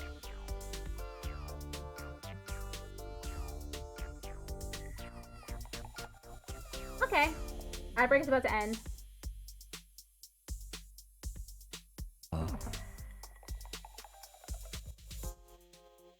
Take off your clothes and lie down on that table over there. Naotomi and I complied with Higama's instructions, stripping down with our backs to each other. I have to let 2 boys see me naked? Gross. I might as well go the whole 9 yards and start making the O face now. Come on, this is an emergency. It's not like we've got any ulterior motives.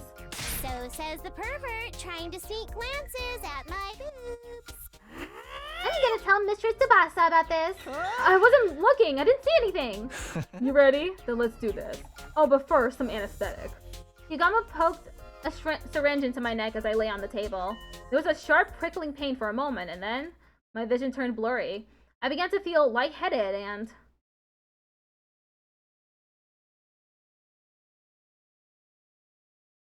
Day 85. It is pretty good music. Day 86. You did it, Yukamu. You did it. Great! Now I'm damaged goods. On the bright side, this scar makes it look like I was in an epic sword fight or something.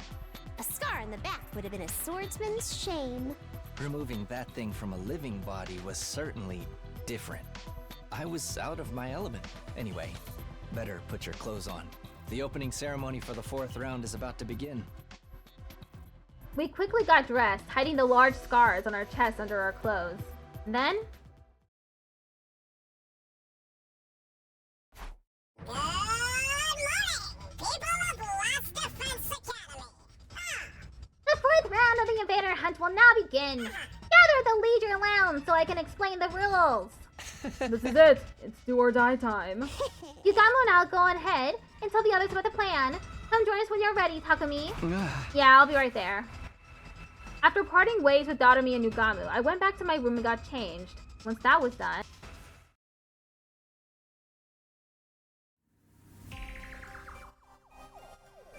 We all dashed to the Leisure Lounge. It was time for our showdown.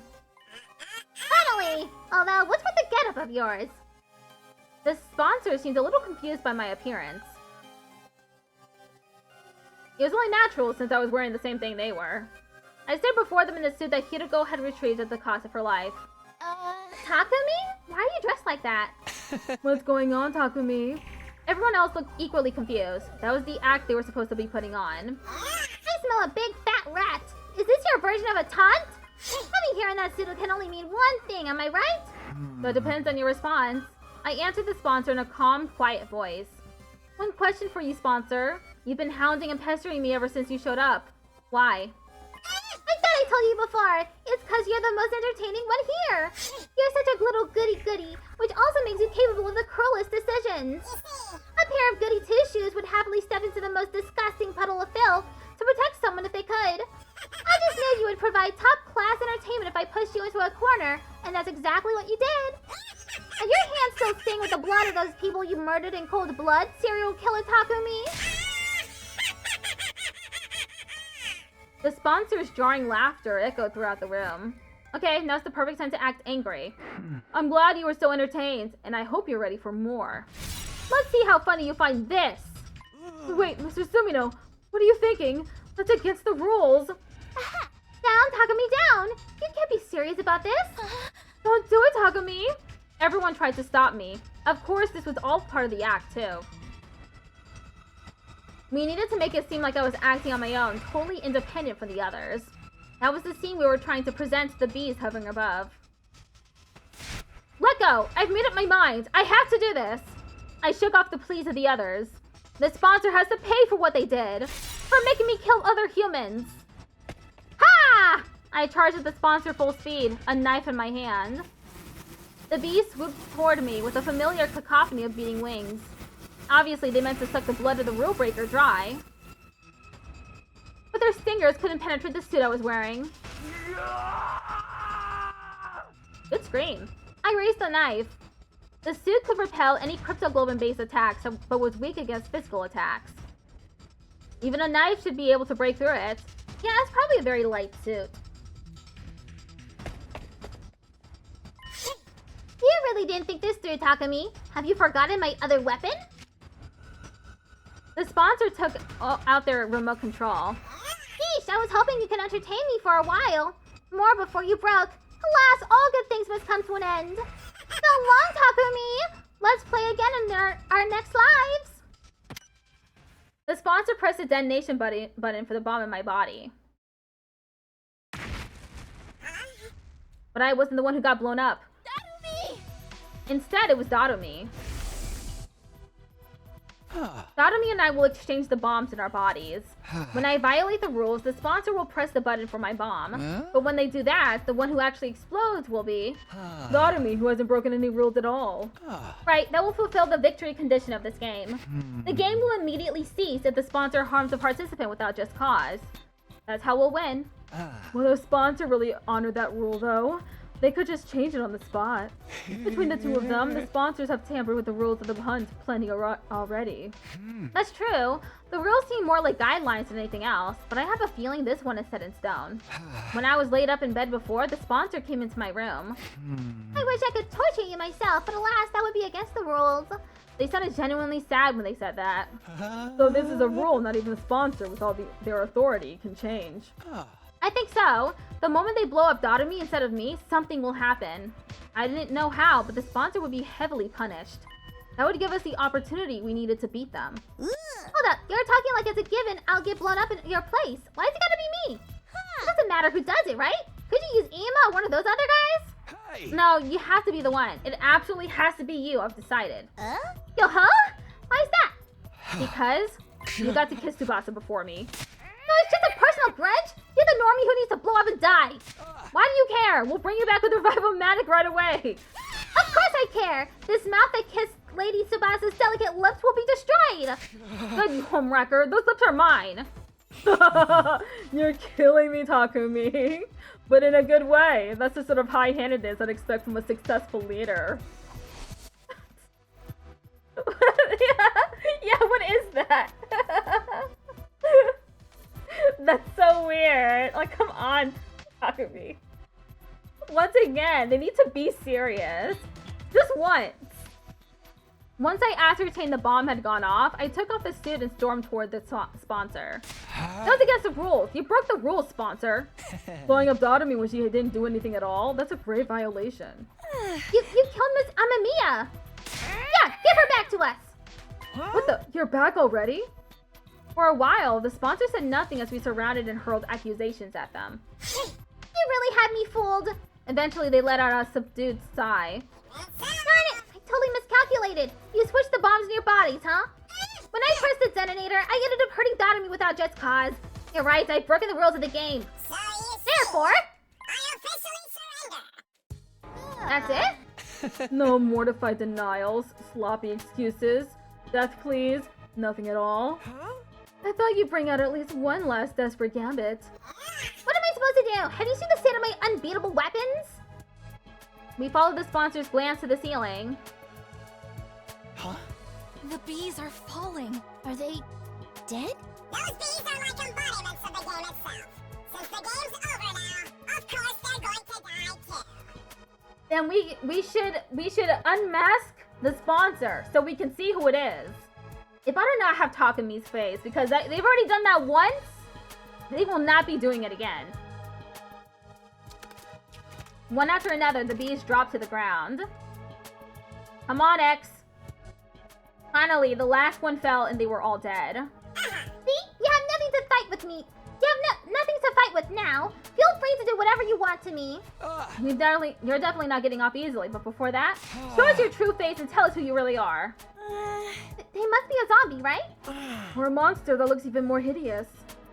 I'm going to take your suit off now. Resist and you die, understand? What's the point of resisting now? Go ahead. Yugamu quickly and skillfully started removing the suit from the sponsor's body.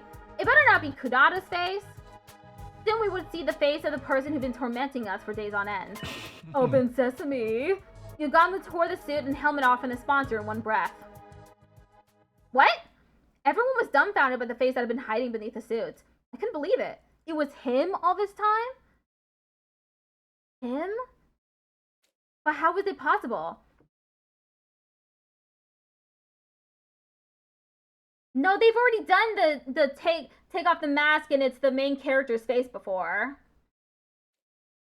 Eito?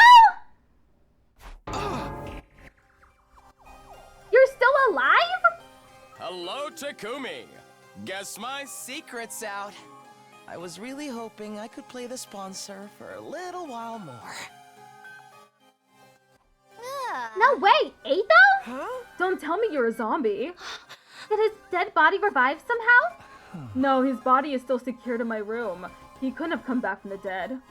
Then, is this someone else disguised as Eito? I couldn't believe Eito Aotsuki was standing before us again, but there was no mistaking his malicious presence. You're really the real Eito? It's been a while since we spoke face to face like this, hasn't it, Takumi?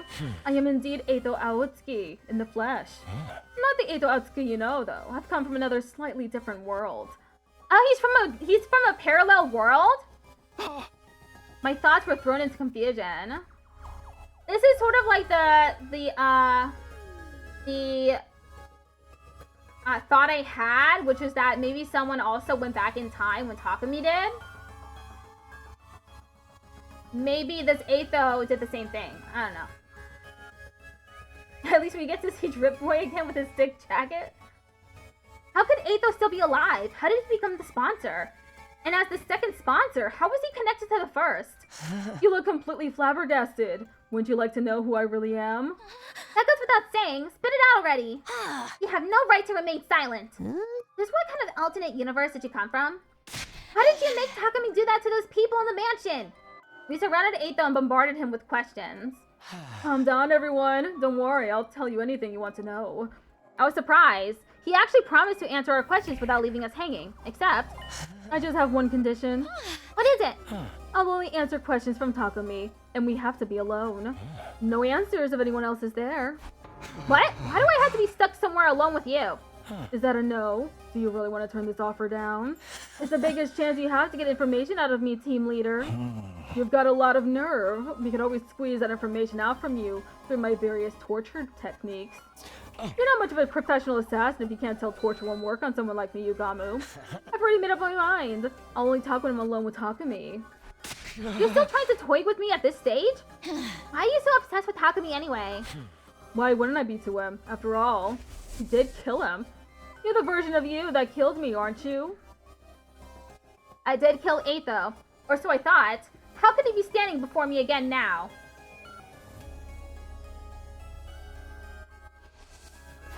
So this is all about revenge? You even became the sponsor of this killing game to... Not really, but I just couldn't get over it, you know? How you offed me the other me like you were stamping out a pest to be exterminated, looking oh so righteous while you were at it. I wanted to make sure you came to terms with your true vile nature. Then you'd never feel inclined to act self-righteous again. How does it feel to be an even worse serial killer than me, Takumi? Just for that? You made me kill those people just for that? And now that's an expression better suited to a disgusting creature like you. Are you in utter anguish yet? I took over the killing game from the previous sponsor so I could see you looking tortured by guilt and desperation. The game may be over, but my fun has only just begun. Because now it's your responsibility to interrogate me. I wanted to kill Eito again, right there and then, to avenge my friends who died in the game. But I knew I couldn't. We needed the information he had.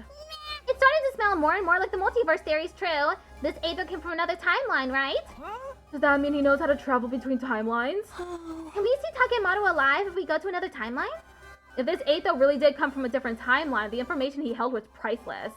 We could solve our most immediate problems by learning how to travel between timelines from him. We wouldn't have to fight Dalsha or struggle to get the escape pod started up. Nobody else needed to die, but to get that information? Shall we have a little chat, Takumi? You have to tell me what I want to know first. Like the sensation you felt when you killed those people. The feeling of bathing in the warm blood of your victims. That squelching sound was so nice and satisfying, wasn't it? In that moment, the faces of those people suddenly surfaced in my mind clear as day. The faces of the people I had killed. My breathing quickened, and I broke out in cold sweat. Eito really did have the potential to be the best assassin in the world. Can we have that cool voice changer back? Yeah, that's pretty cool, yeah. His ability to drive people into dead ends and make them wish they were dead with words alone was unparalleled. It's not so bad to be caught if I can get to see you looking like that. But I'm nowhere near done yet. Don't think you can get away with that ugly stole of yours for even a moment. I'll be sure to remind you of your sin from now on, every single day. I could feel the strength leaving my body as Eito laughed at the top of his voice. And to think I thought I'd finally be able to relax after defeating the sponsor and ending the game. I was wrong. My real suffering was only just beginning. After killing Eito, he came back with a firm hand on my ankle, ready to drag me down into hell with him. My killing game wasn't over yet. Tsubasa? It happened so quickly, I barely knew what was going on. Tsubasa picked up the knife I had dropped, lunged forward, and slit Eito's throat with it. Tsubasa! Don't you dare bully Takumi, my sweet Takumi. Tsubasa. Anyone who dares to hurt him is going to have to answer to me. But Tsubasa could have gotten some information from him. God fucking damn it. Huh? You, all of you are such ugly monsters. Eito coughed up blood and collapsed on the ground, and within a few seconds, he'd stopped breathing. Tsubasa! I ran over and held her in a tight embrace. I'm sorry, you were supposed to ask me for more information, but I couldn't take it anymore. I couldn't bear to see you in so much pain. I'm disappointed they don't have new sprays for him bleeding. No need to apologize, Tsubasa. If you hadn't jumped in, I'd have done the same thing. 3 cheers from Miss Kawana. The sponsor got what was coming to him, and it feels so good. Vengeance for Takemaru! Someone like that doesn't deserve to live. I approve of anything Mr. Tsubasa does! Besides, this is the perfect end to a killing game. The perfect end? Killing games just love to drag out the story for as long as possible, and then suddenly drop the ending on you with zero fanfare? You know, without answering any of the subplots it was alluding to the whole time, it's not a real killing game these days if it doesn't end super abruptly. That's why this is the perfect end to our killing game. I'm here all day for it. And so the invader hunt ended abruptly, in perfect killing game style, 60 days after it began.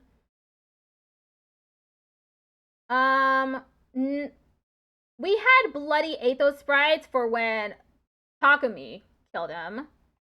Or attacked him. As relieved as I was, I'd be lying if I said I wasn't bothered by the many unanswered questions they left behind. But there was no time for us to run around trying to solve those mysteries now. The game was over, and that meant we had more important matters to deal with. I don't know. I guess it wouldn't make any sense because his eye was also red. With our eyes keenly focused on the prize of a true happy ending, we quickly moved toward our next objective. Unfortunately, Eito Aotsuki's cryptoglobin is not strong enough to power the pod. Right, I didn't think it would be that easy. In the sprites, when you beat him up, his eye is red because of blood. We had drained all the blood out of Eito's body and pumped it into the escape pod's fuel tank. But it still wasn't enough.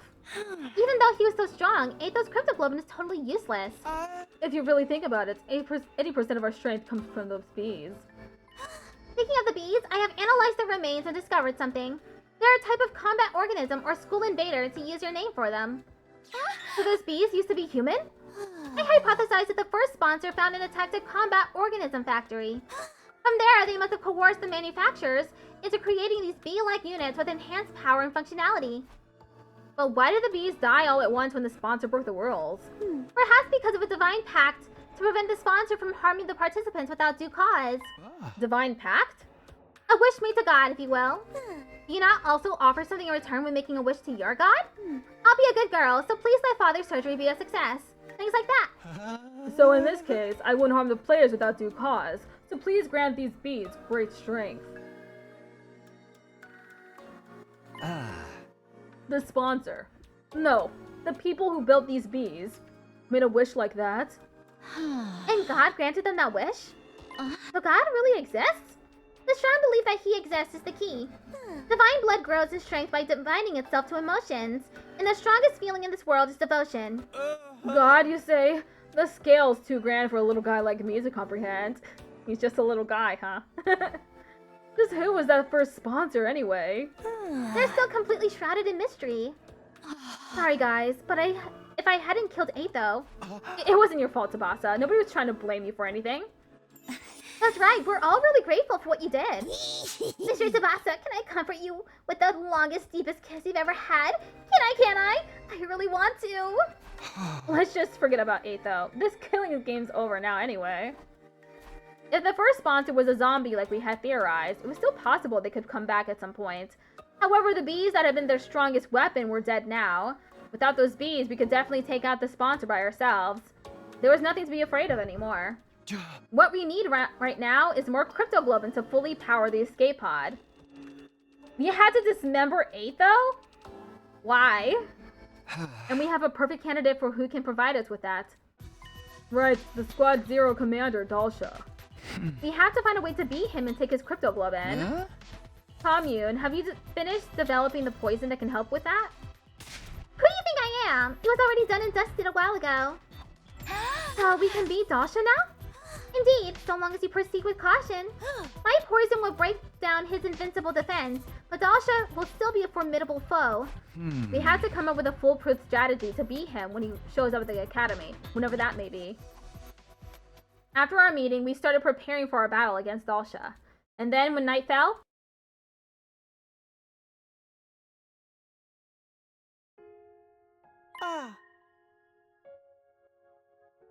why wasn't Veshnes invincible though? I don't know. She was practically invincible, except for the Undying Flames bomb that was used on her. I guess nothing can survive the Undying Flames. And there, I finally got the fire started, everyone. I cast fire! We lit a bonfire in the schoolyard as a memorial for all our friends who had lost their lives in the invader hunt.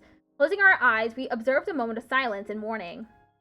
Toshka, Moko, Kurata, Ava, our fight against the sponsor is finally over. Mother, may you rest in peace.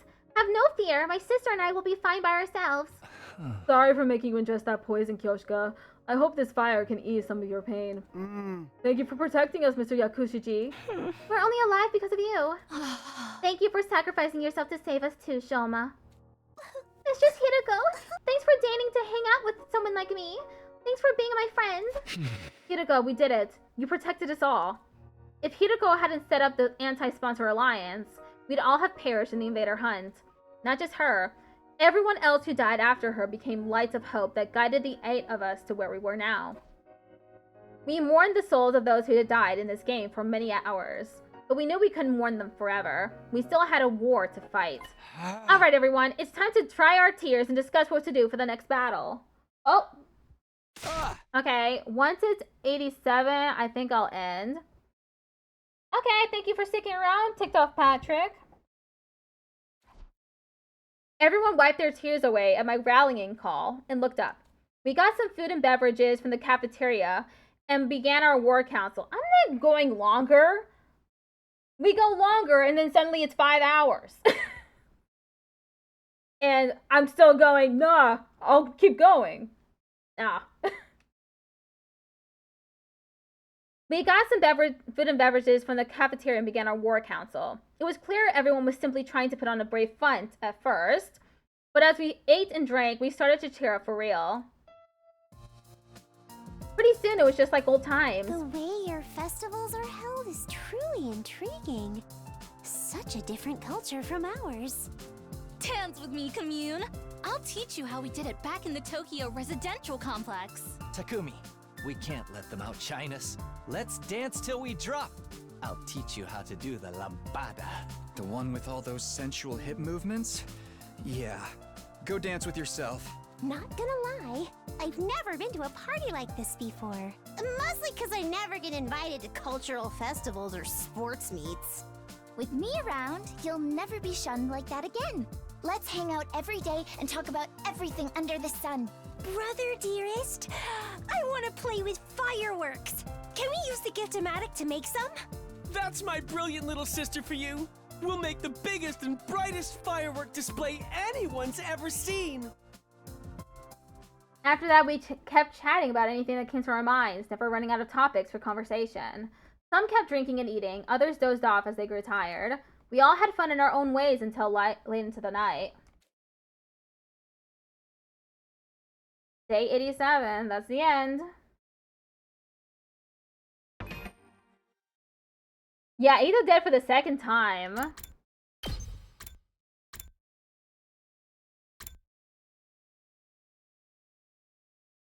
I wonder if we're gonna make it to day 100, huh?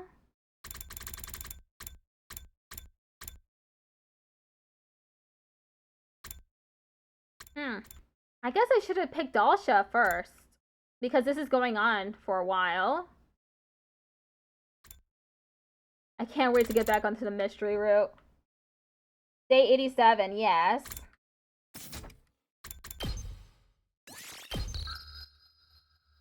Okay, we've got 11 endings so far. I thought we'd hit 12 this stream, but it's looking like it's gonna be 11.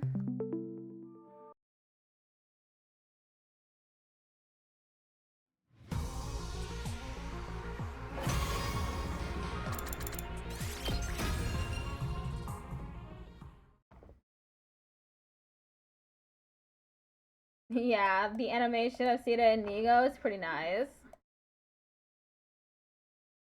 It did partially spoil Nigo for me, but it's whatever. Like, it doesn't really matter.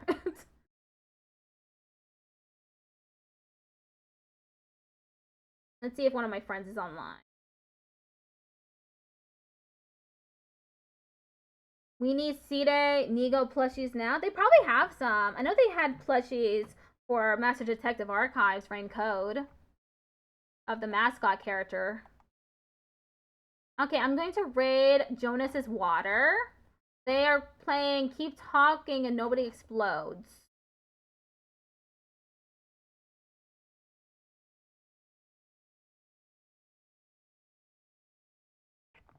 I'll be back tomorrow for Life is Strange. We're probably gonna finish episode 4 and start up episode 5, maybe.